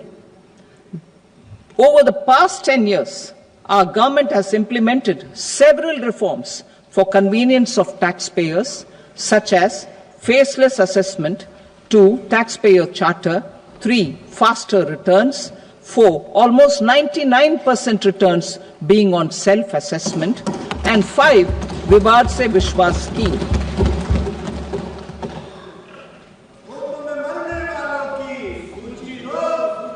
Continuing these efforts, I reaffirm the commitment of the tax department to trust first, scrutinize later. I also propose to introduce the new income tax bill next week. I will detail the indirect tax reforms and changes in direct taxes in Part B. Financial sector reforms. The FDI limit for the insurance sector will be raised from 74 to 100%. This enhanced limit will be available for those companies which invest the entire premium in India. The current guardrails and conditionalities associated with foreign investment will be reviewed and simplified. The services of India Post Payment Bank will be deepened and expanded in rural areas. NABFID will set up a partial credit enhancement facility for corporate bonds for infrastructure. Public sector banks will develop Grameen Credit Score framework to serve the credit needs of SHG members and people in rural areas. A forum for regulatory coordination and development of pension products will be set up. To implement the earlier announcement on simplifying the KYC processes, the revamped Central KYC Registry will be rolled out in 2025. We will also implement a streamlined system for periodic updating. Requirements and procedures for speedy approval of company mergers will be rationalized. The scope for fast-track mergers will also be widened and the process made simpler. As proposed in the interim budget, we signed bilateral investment treaties with 2 countries in 2024 to encourage sustained foreign investment, and in the spirit of First Develop India, the current model BIT will be revamped and made more investor-friendly. In the last 10 years, in several aspects, including financial and non-financial, Our government has demonstrated a steadfast commitment to ease of doing business. We are determined to ensure that our regulations must keep up with technological innovations and global policy developments. A light touch regulatory framework based on principles and trust will unleash productivity and employment. Through this framework, we will update regulations that were made under old laws. To develop this modern, flexible, people-friendly and trust-based regulatory framework appropriate for the 21st century, I propose 4 specific measures. A high-level committee for regulatory reforms will be set up for a review of all non-financial sector regulations, certifications, licenses, and permissions. The committee will be expected to make recommendations within a year. The objective is to strengthen trust-based economic governance and take transformational measures to enhance ease of doing business, especially in matters of inspection and compliances. States will be encouraged to join in this endeavor. An investment friendliness index of states will be launched in 2025 to further the spirit of competitive, cooperative federalism. Under the Financial Stability and Development Council, a mechanism will be set up to evaluate impact of the current financial regulations and subsidiary instructions. It will also formulate a framework to enhance their responsiveness and development of the financial sector. In the Jan Vishwas Act 2023, more than 180 legal provisions were decriminalized.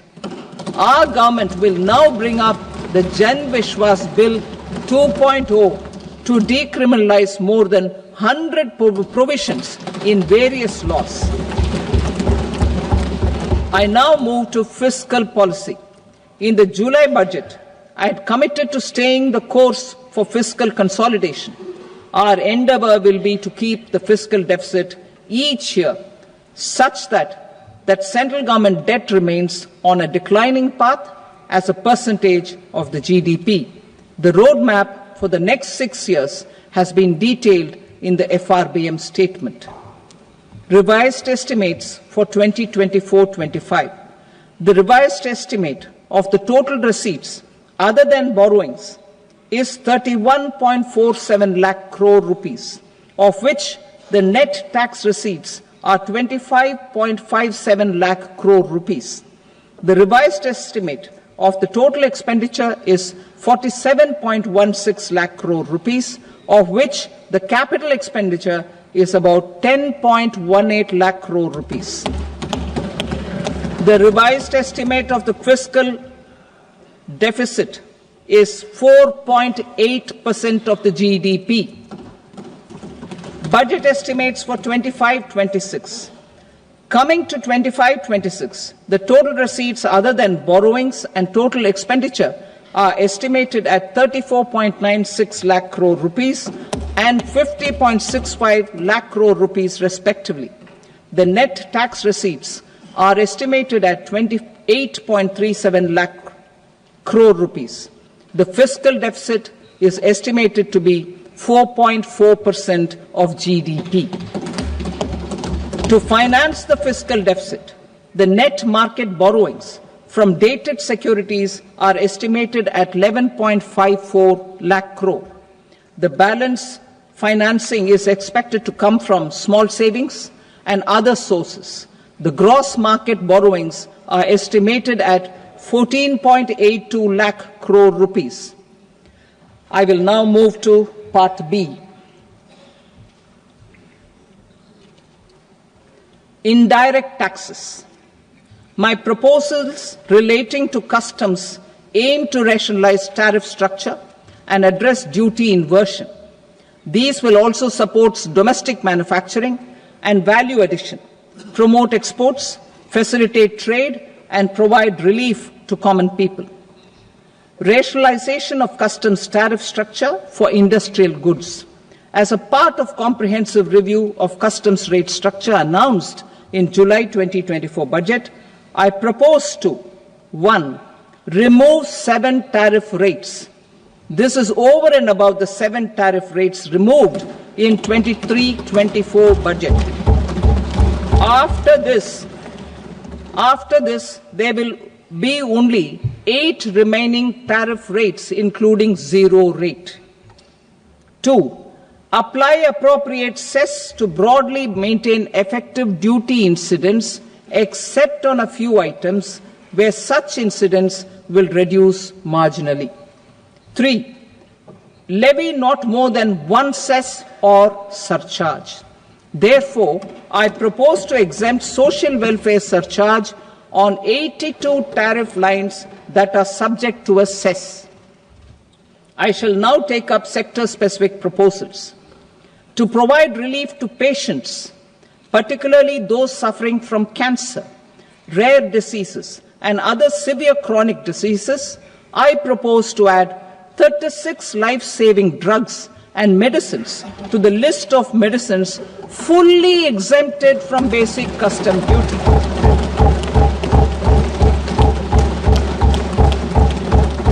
I also propose to add 6 life-saving medicines to the list attracting concessional custom duty of 5%. Full exemption and concessional duty will also respectively apply on the bulk drugs for manufacture of the above. Specified drugs and medicines under patient assistance programs run by the pharmaceutical companies are fully exempt from BCD, provided the medicines are supplied free of cost to the patients. I propose to add 37 more medicines along with 13 new patient assistance programs. Support to domestic manufacturing and value addition. Critical minerals. In the July 2024 budget, I had fully exempted BCD on 25 critical minerals that are not domestically available. I had also reduced BCD of 2 other such minerals to provide a major fillip to their processing, especially by MSMEs. Now, I propose to fully exempt cobalt powder and waste, the scrap of lithium-ion battery, lead, zinc, and 12 more critical minerals. This will help secure their availability for manufacturing in India and promote more jobs for our youth.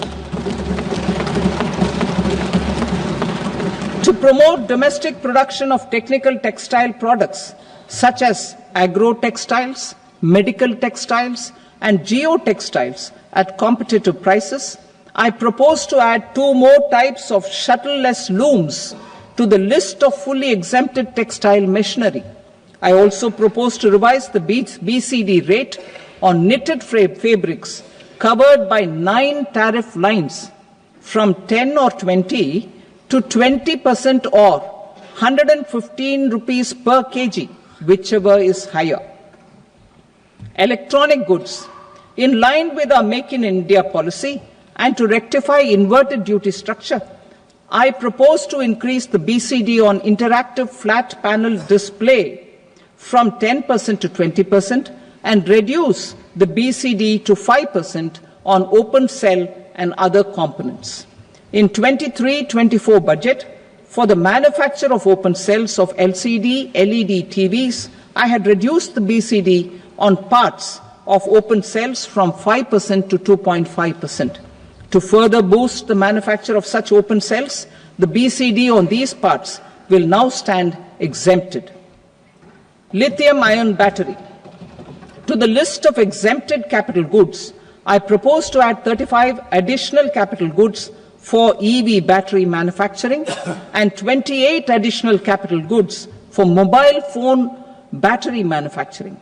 This will boost domestic manufacture of lithium-ion batteries, both for mobile phones and for electric vehicles.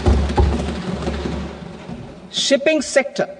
Considering that shipbuilding has a long gestation period, I propose to continue the exemption of BCD on raw materials, components, consumables, or parts for the manufacture of ships for another 10 years.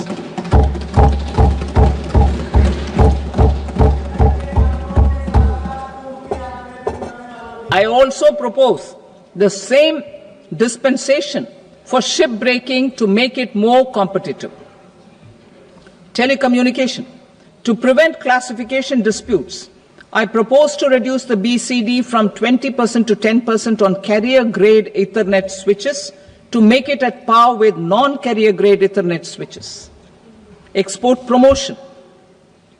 To facilitate exports of handicrafts, I propose to extend the time period for export from 6 months to 1 year, further extendable by another 3 months if required.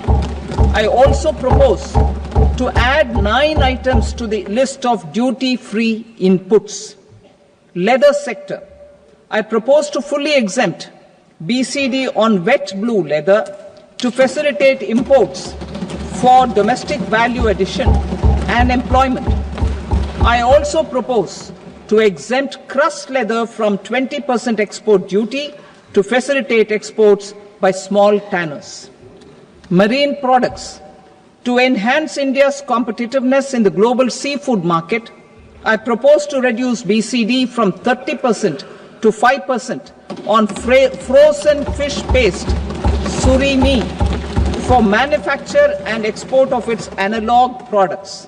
I also propose to reduce BCD from 15% to 5% on fish hydrolysates for manufacture of fish and shrimp feed. In July 2024 budget, to promote development of domestic MROs for aircraft and ships, I had extended the time limit for export of foreign origin goods that were imported for repairs from 6 months to 1 year and further extendable by 1 year. I now propose to extend the same dispensation for railway goods. Time limit for provisional assessment. Presently, the Customs Act 1962 does not provide any time limit to finalize provisional assessments, leading to uncertainty and cost to trade. As a measure of promoting ease of doing business, I propose to fix a time limit of 2 years, extendable by a year, for finalizing the provisional assessment. I propose to introduce a new provision that will enable importers or exporters, after clearance of goods, to voluntarily declare material facts and pay duty with interest but without penalty. This will incentivize voluntary compliance. However, this will not apply in cases where department has already initiated audit or investigation proceedings. For industry to better plan their imports, I propose to extend the time limit for the end use of imported inputs in the relevant rules from 6 months to 1 year. This will provide operational flexibility in view of cost and uncertainty of supply. Further, such importers will now have to file only quarterly statements instead of a monthly statement.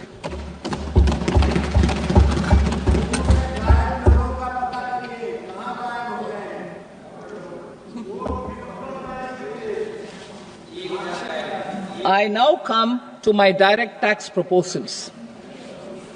In Part A, I have briefly underlined taxation reforms as one of key reforms to realize our vision of Vikasit Bharat. In respect of criminal law, our government had earlier ushered in Bharatiya Nyaya Sanhita, replacing Bharatiya Danda Sanhita. I am happy to inform this august House and the country that for new income tax bill will carry forward the same spirit of Nyaya in its drafting as well. The new bill will be clear and direct in text, with close to half of the present law in terms of both chapters and words. It will be simple to understand for taxpayers and tax administrators, leading to tax certainty and reduced litigation. Reforms, however, are not a destination. They are means to achieve good governance for our people and economy. Providing good governance primarily involves being responsive. The Tirukural captures this in verse 542, which reads, Vanoki varum ulagallam, mannavan kol noki varum kudi. Meaning, just as the living beings live expecting rains, citizens live expecting good governance. Our government is committed to keeping an ear to the ground and a finger on the pulse and responding while balancing our national building efforts.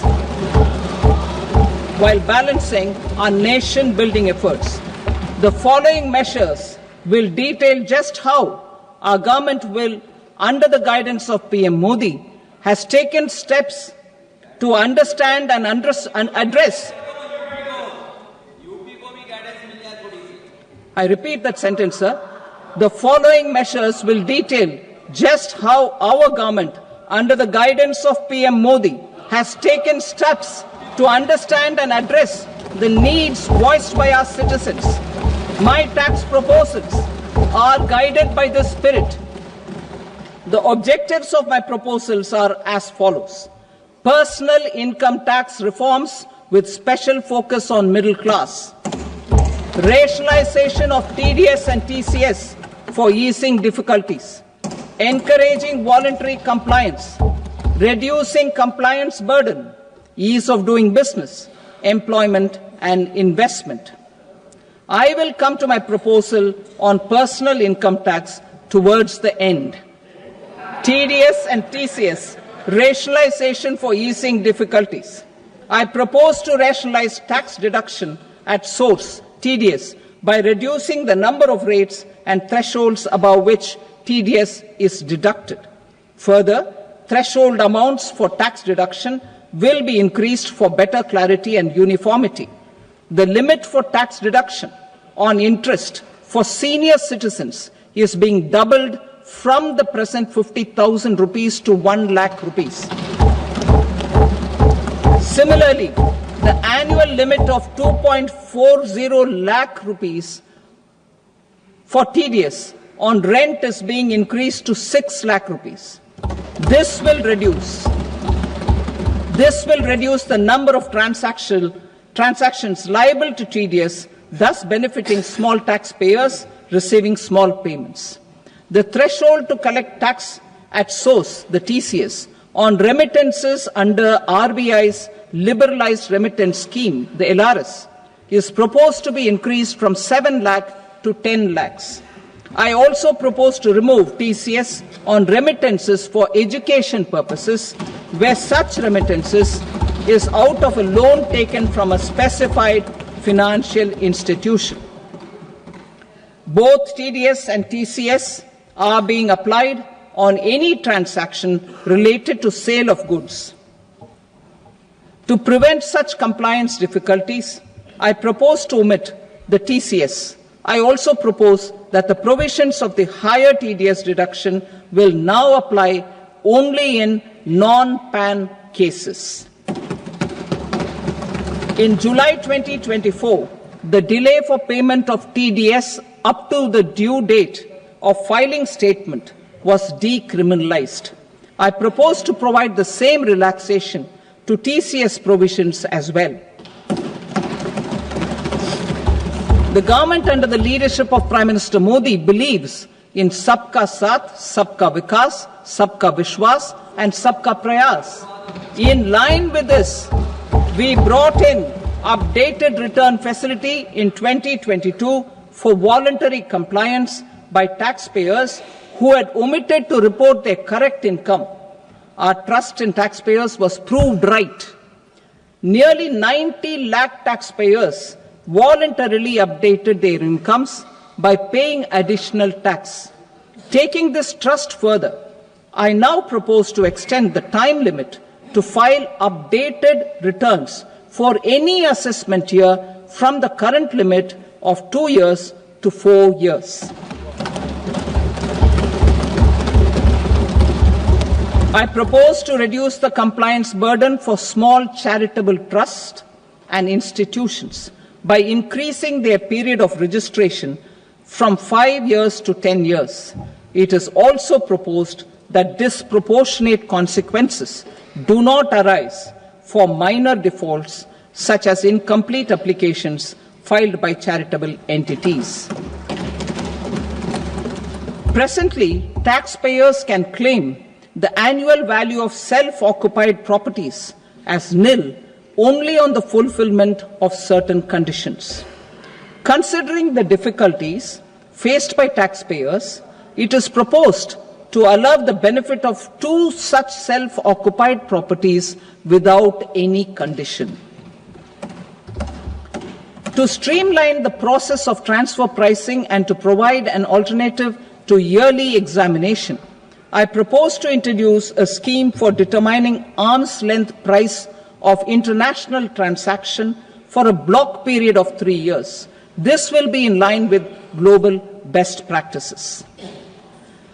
With a view to reduce litigation and provide certainty in international taxation, the scope of safe harbor rules is being expanded. A number of senior and very senior citizens have very old national savings schemes accounts. As interest is no longer payable on such accounts, I propose to exempt withdrawals made from NSS by individuals on or after 29th August 2024. I am also proposing to allow similar treatment to NPS Vatsalya accounts as is available to normal NPS accounts subject to overall limits.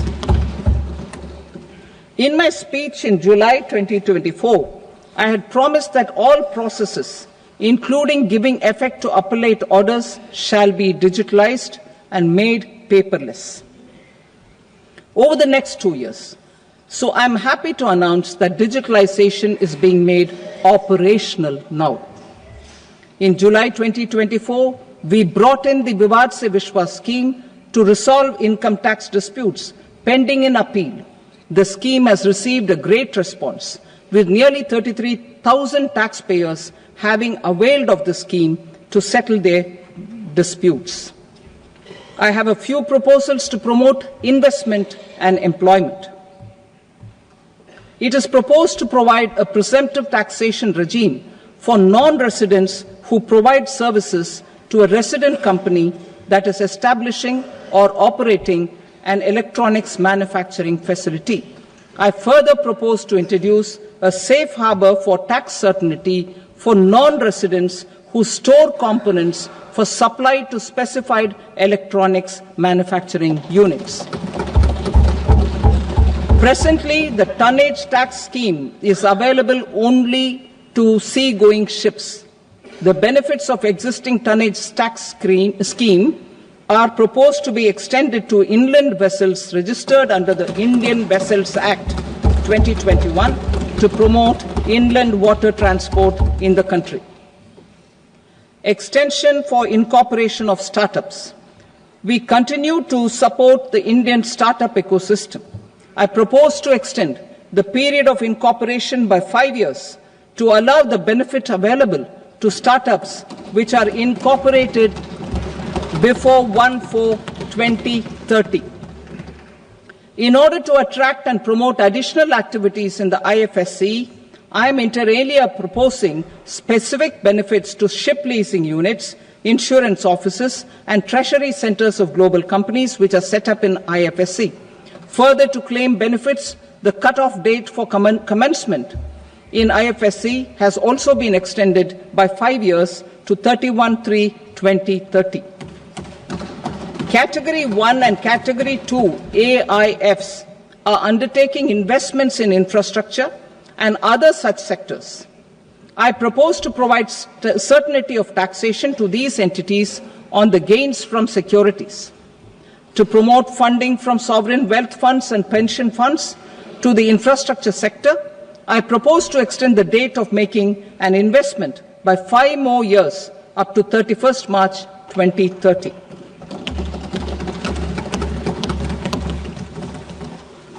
Personal income tax reforms with special focus on middle class. Democracy, demography, and demand are the key support pillars in our journey towards Vikasit Bharat. The middle class provides strength for India's growth. This government, under the leadership of Prime Minister Modi, has always believed in the admirable energy and ability of the middle class in nation building. In recognition of their contribution,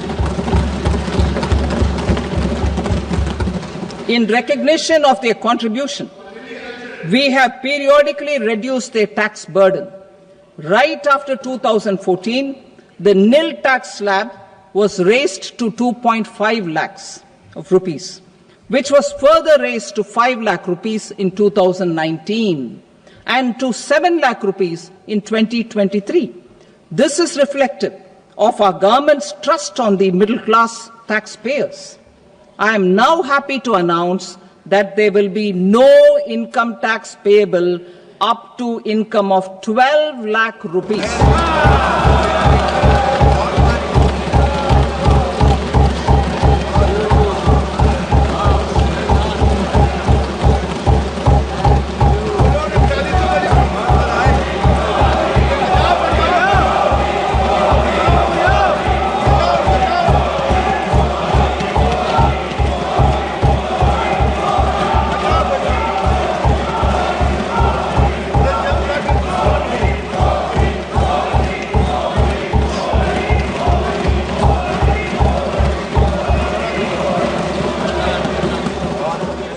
So, average income of 1 lakh per month other than the special rate income such as capital gains under the new regime.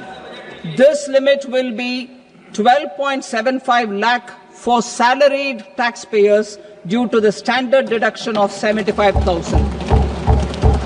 Slabs and rates are being changed across the board to benefit all taxpayers. The new structure will substantially reduce the taxes of the middle class and leave more money in their hands, boosting household consumption, savings, and investment.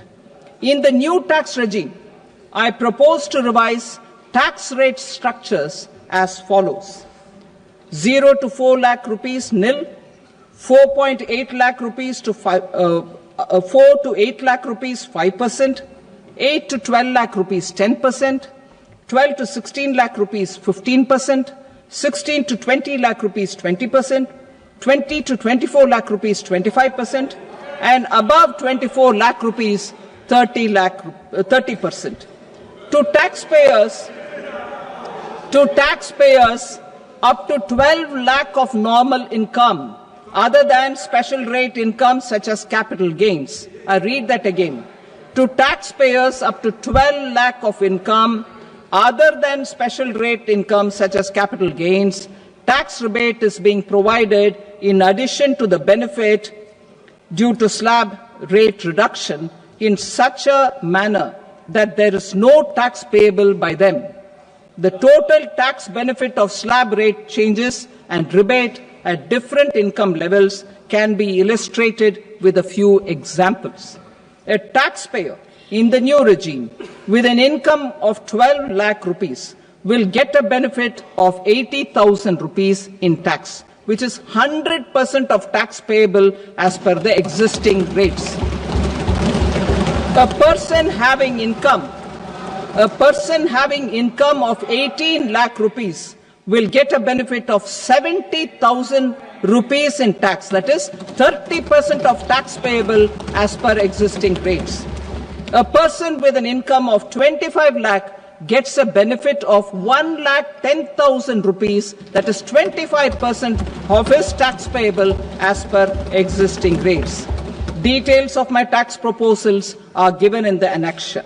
As a result of these proposals, Honorable Speaker, sir, revenue of about 1 lakh crore in direct taxes and 2,600 crores in indirect taxes will be foregone. Mr. Speaker, sir, with this, I commend the budget to this august House.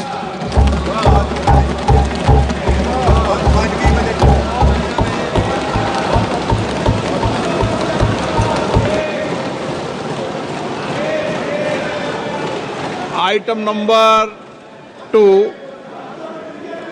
Shrimati Nirmala Sitharaman. Sir, with your permission, I rise to lay on the table the following statements under Section 3(1) of the Fiscal Responsibility and Budget Management Act 2003. Medium-term fiscal policy cum fiscal policy strategy statement and macroeconomic framework statement. Item number 3 Shrimati Nirmala Sitharaman. Sir, with your permission, I rise to move for leave to introduce the Finance Bill 2025. प्रश्न ये है कि विधेयक को पुनर्स्थापित करने की अनुमति प्रदान की जाए। जो सदस्य इसके पक्ष में हाँ कहें, जो सदस्य विरोध में ना कहें। मेरे विचार में निर्णय हाँ वालों के पक्ष में हुआ, हाँ वालों के पक्ष में अनुमति प्रदान की जाती है। माननीय मंत्री जी अब विधेयक को पुनर्स्थापित करें। Sir, I introduce the bill. Thank you. सभा की कार्रवाई सोमवार दिनांक 3 फरवरी 2025 को प्राप्त 11 बजे तक के लिए स्थगित की जाती है।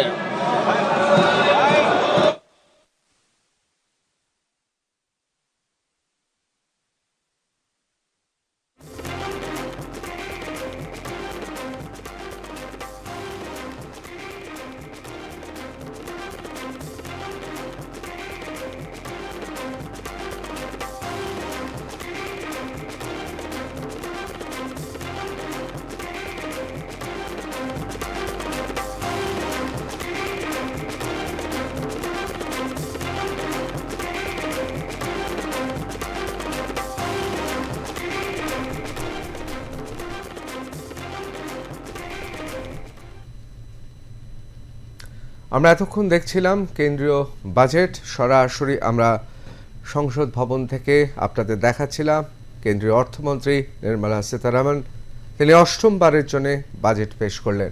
আমরা সরাসরি আলোচনায় চলে যাব। স্টুডিওতে আমাদের সঙ্গে রয়েছেন বিশিষ্ট অর্থনীতিবিদ অধ্যাপক প্রণাম ধর। কি মনে হলো গোটা বাজেটটাকে দেখে আপনার কি মনে হলো? আমি মানে খুব চটজলদি আমি আয়কর প্রসঙ্গে একেবারে শুরুতেই আসব, কারণ আয়করের দিকে মধ্যবিত্ত ভারতবাসী তাকিয়েছিলেন।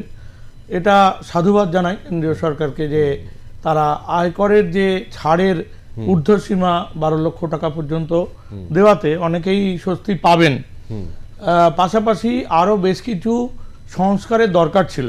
এটা তো শুধুমাত্র সরকারি ঘোষণা নয়, সারা ভারতবর্ষের থেকেই দাবি উঠেছিল যে 63 বছর বা 64 বছর পুরনো যে আয়কর আইন সেটাকে পরিবর্তন করা। আমি এখানে একটা ছোট্ট প্রশ্ন করব। আগামী সপ্তাহে আসছে নতুন আয়কর বিল, স্বয়ং অর্থমন্ত্রী তিনি সংসদে বললেন। কোথাও কি মনে হয় কৌশলগত কারণে?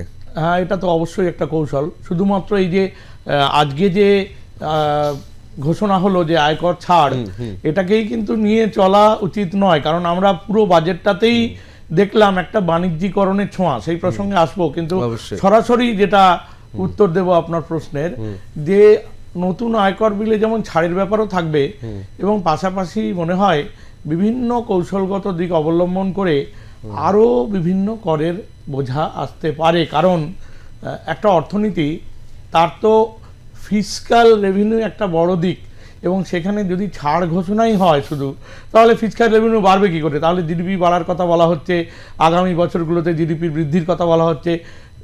খুব প্রাসঙ্গিকভাবেই ভাবা যেতে পারে যে আয়কর বিলে, নতুন আয়কর বিলে আয়কর ছাড়ের পাশাপাশি আরও কিছু আয়কর ঘোষণার কথাও আসবে, এবং প্রত্যক্ষ বা পরোক্ষ। এবং একেবারেই যেটা আমরা দেখলাম না যে প্রত্যক্ষ করের ক্ষেত্রে ছাড় ঘোষণা হলো, পরোক্ষ করের ক্ষেত্রে কিন্তু ওয়ান নেশন ওয়ান ট্যাক্সের কথা একবারও ভাবনা চিন্তা এলো না। যেটা আমাদের আলোচনায় প্রাসঙ্গিক ছিল যে পেট্রোল, ডিজেল বা মাদক দ্রব্যের উপরে একটিমাত্র কর ধার্য হলে অনেকটাই ব্যয় সংকোচ হতে পারত। শুধু তো আয় বৃদ্ধি নয়, জিডিপি বাড়ার জন্য ব্যয় সংকোচও জরুরি, সেটা কিন্তু প্রাসঙ্গিকভাবে এলো না। কোথাও কি মনে হচ্ছে এই যে জীবনদায়ী 36টা জীবনদায়ী ওষুধ থেকে শুল্ক তুলে দেওয়া, কোথাও কি মনে হচ্ছে যে এতগুলো জেলায় ক্যান্সার হসপিটাল এবং ক্যান্সারের প্রতি জোর দেওয়া, কোথাও কি মনে হচ্ছে প্রবীণদের 60 ঊর্ধ্ব প্রবীণদের ক্ষেত্রে আর্থিকভাবে একটা লাভবান হওয়ার সুযোগ রয়েছে? তার কারণ তাদের একটা কোথাও যেটা ইংরেজিতে বলে রিল্যাক্সেশন দেওয়া, কোথাও তাদের একটা স্বস্তির নিঃশ্বাস ফেলার জায়গা হলো। কিন্তু পাশাপাশি এই গোটা বাজেটটায় আমি অবশ্যই এই বাজেটে যেভাবে পিছিয়ে থাকা, বিশেষ করে পিছিয়ে থাকা বিভিন্ন বর্গ থেকে মহিলাদের, এসসি এসটি থেকে শুরু করে মহিলা এন্টারপ্রেনারদের আলাদা সুযোগ দেওয়া হচ্ছে, এমএসএমইর কথা বলা হচ্ছে, কিন্তু কোথাও কি মনে হয়, দেখুন এটা তো অস্বীকার করা যায় না, আমরা সবাই চাই পৃথিবীর অর্ধেক আকাশ জুড়ে, এই বিশ্বের অর্ধেক আকাশ জুড়ে তুমি নারীরা রয়েছেন, তাদের সুবিধা করে দেওয়া অবশ্যই একটি উন্নয়নশীল দেশের অর্থনীতির ক্ষেত্রে খুব গুরুত্বপূর্ণ, আর্থসামাজিক কাঠামোতে পরিবর্তন আসবে। কিন্তু এটাও তো আবার মাঝে আমাদের ভাবতে হবে যে গোটা দেশে, স্বয়ং অর্থমন্ত্রী বলেছে যে এমএসএমই তো একটা আলাদা গুরুত্ব আছে এবং এই অর্থনীতিতে প্রচুর মানুষ কাজ করেন, আয়ের সংস্থান হয়, ব্যবসা বাণিজ্য হয়। অর্থাৎ ধরুন কোথাও কি আপনার মনে হচ্ছে, ধরুন 30 ঊর্ধ্ব বা 40 ঊর্ধ্ব থেকে 60 ঊর্ধ্ব, 40 থেকে 60 আমাদের দেশের বিভিন্ন এমএসএমইতে উদ্যোগপতিরা কাজ করেন এবং তারা জীবনের সবচেয়ে গুরুত্বপূর্ণ সময়টা দেন। সেই জায়গায় কোথাও বাজেটে গালভরা কথা থাকলেও আসলে উপেক্ষিত হয়ে রইল। এটা তো একেবারেই সঠিক প্রশ্ন করেছেন আপনি। এবং এই যে ঘোষণাগুলো হলো, আপনাকে একটু মনে করিয়ে দিই, 2017 সালে যে সাস্টেনেবল ডেভেলপমেন্ট গোল বা এসডিজি ঘোষিত হয়েছিল ইউনাইটেড নেশনসের, ভারতবর্ষ তো পৃথিবীর মানচিত্রের বাইরে নয়, সেখানে পৃথিবীর অন্যান্য অর্থনীতিগুলোর সঙ্গে তাল মিলিয়ে চলতে এই ঘোষণাগুলো কিন্তু কাঙ্ক্ষিত বা বাঞ্ছিত ছিল। কিন্তু তার পাশাপাশি আরও কিছু ঘোষণা হতে পারতো। যখন এই বর্তমান যে সরকার কেন্দ্রে রয়েছেন, তারা যখন ক্ষমতায় এলেন, তারা তো ম্যানরেগা প্রকল্পকে প্রায় উপেক্ষাই করে চলেছিলেন। হঠাৎ এত বছর বাদে, 12-13 বছর বাদে মনে হচ্ছে সেই কৃষি, সেই উপেক্ষিত মানুষ, তাদের আবার ফিরিয়ে আনা, পরোক্ষে যেন স্বীকার করে নেওয়া হলো যে ডক্টর বি.আর. আম্বেদকর যে প্ল্যানিং কমিশনের সূত্রপাত করে গিয়েছিলেন, আজকের বাজেটে ঘোষিত হলো যে আগামী 5 বছরের জন্য এই বাজেট গুরুত্বপূর্ণ। তার মানে পরোক্ষে প্ল্যানিং কমিশনকে স্বীকার করে নেওয়া হলো। কোথাও যেন একটা বিচক্ষণতার অভাব। আমার ব্যক্তিগতভাবে খুব প্রতীকী মনে হয়েছে পুরো ব্যাপারটা। অনেকে বলতে পারেন মহাসমাপতন। এই যে মাকানা চাষের কথা বলা হচ্ছে, মাকানা জন্য বোর্ড তৈরি করার কথা বলা হচ্ছে, এবং অর্থমন্ত্রী স্বয়ং বললেন এটা আগামী বছরগুলোর রূপরেখা তৈরি হচ্ছে, তার ভিত্তিভূমি এবারকার বাজেট। কোথাও কি মনে হচ্ছে পদ্মের বীজই বপন করা হচ্ছে? একদমই তাই। এবং রাজনৈতিক দল যখন ক্ষমতায় আসীন হন সরকারে, তার তো একটা রাজনৈতিক উদ্দেশ্য থাকবে, অন্যায় কিছু নেই। আগামী 26, 27, 28 বর্তমান ক্ষমতাসীন কেন্দ্রীয় সরকারের পক্ষে খুব গুরুত্বপূর্ণ। সেই জায়গায় মাথায় রেখে বেশ কিছু ঘোষণা হয়েছে। এবং দেখুন, এর একটা বাণিজ্যিক দিক রয়েছে। 350 জেলা রয়েছে ভারতবর্ষে, তার মধ্যে মাত্র 100 জেলায় বিশেষ প্রকল্প ঘোষণা এবং অ্যাগ্রো রিসার্চ সেন্টার। এবং একটু মনে করিয়ে দিই আপনাকে, 2018-19-এ একটি বাণিজ্যিক সংস্থা, নামটা বলছি না, তারা কিন্তু এই ইয়াং জেনারেশনের কাছ থেকে একটা খুশির খবর নিয়েছিল যে ফ্রিতে বোধহয় ফোন কল করা যাবে সারাদিন। এবং সেই জায়গায় দাঁড়িয়ে সারা ভারতবর্ষের ইউথ কিন্তু এটা ব্যবহার করতে শুরু করেছিল। ঠিক তার 3-4 বছর পরে এখন আমরা দেখছি সেই বাণিজ্য সংস্থা এমনভাবে ইনজেক্ট করে দিয়েছে এই বিশেষ বাণিজ্যিক সংস্থার সিম দিয়ে আমরা 30 দিনে মাসের বদলে 24 দিনে মাসে চলে গেছি। এবং আপনি বলছেন সেই সংস্থার নীতির মতোই এবারকার কেন্দ্রীয় বাজেটে আমার মনে হচ্ছে প্রলোভনের মায়া ছড়িয়ে দেওয়া এবং এই বাণিজ্যিকরণের বীজ কোথায় কোথায় রয়েছে। দেখুন, ভ্যাকসিনের কথা মনে করিয়ে দিই।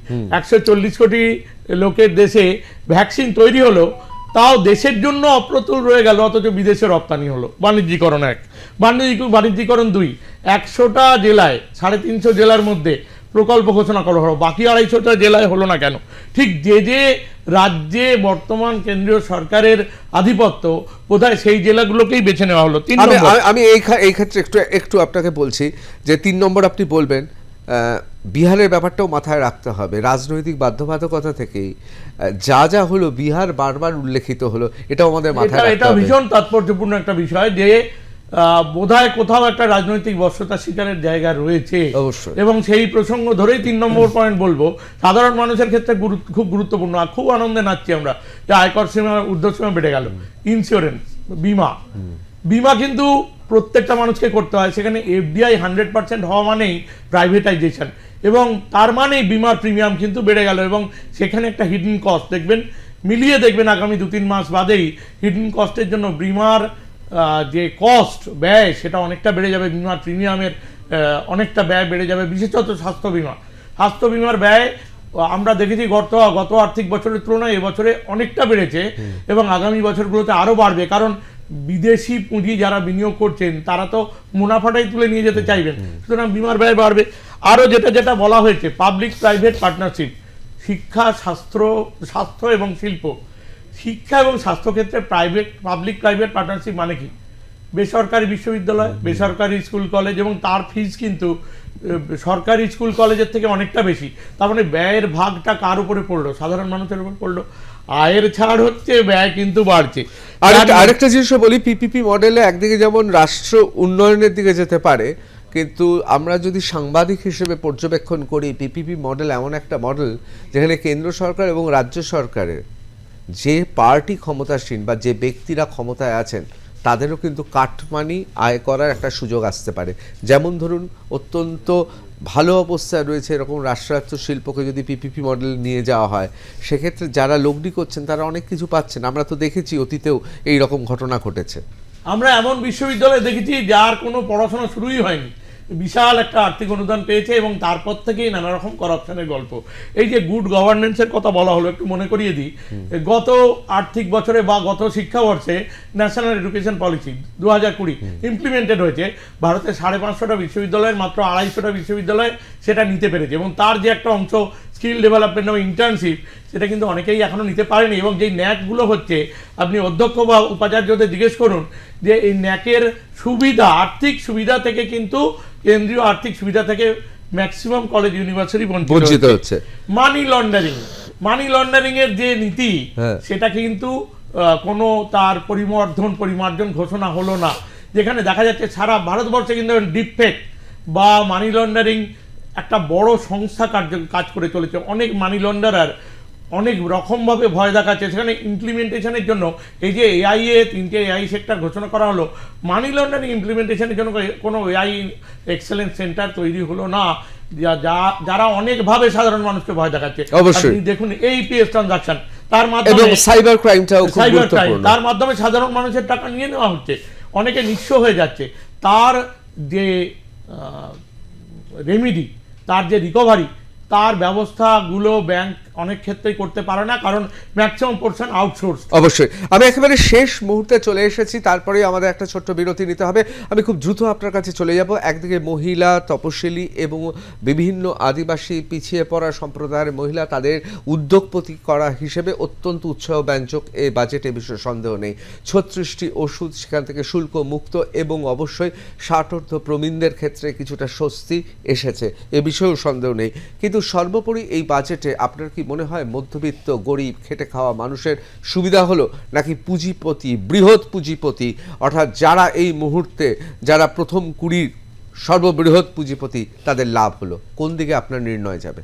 আমার তো এক অর্থে মনে হয় যে সাধারণ মানুষের জন্য অল্প কিছু চমক বা ঘোষণা থাকলেও প্রকৃত অর্থে পুঁজিপতিরাই লাভবান হলেন, কারণ বাণিজ্যিকরণের বাজেট, আত্মনির্ভর ভারত অভিযানের নামে এই যে ঋণ প্রকল্প, বারবার বিভিন্ন ঋণে লাভবান হন কারা? যারা বাণিজ্য সংস্থা এবং সরকার। এই ঋণ সাধারণ মানুষকে আরও ঋণে জড়িয়ে দেওয়া, নিম্ন মধ্যবিত্ত কৃষকদের আরও ঋণে জড়িয়ে দেওয়া, সাধারণ মানুষের দ্বারা নির্বাচিত সরকার তারা সাবসিডি বা ভর্তুকি ঘোষণা না করে বারংবার ঋণে জড়িয়ে দিচ্ছেন।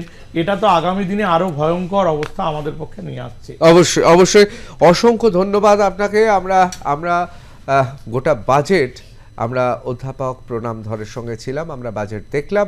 এই বাজেটের প্রতিফলন বাণিজ্যিক বিভিন্ন সংস্থা তারা কিভাবে দেখছেন, বণিক সম্প্রদায় কিভাবে দেখছেন, এবং তার সঙ্গে সঙ্গে সাধারণ মানুষ কিভাবে দেখছেন, এবং এই বাজেটের চুলচেরা বিচার আমরা অবশ্যই করব। দিনভর আর প্লাস নিউজে দেখুন বাজেট প্লাস।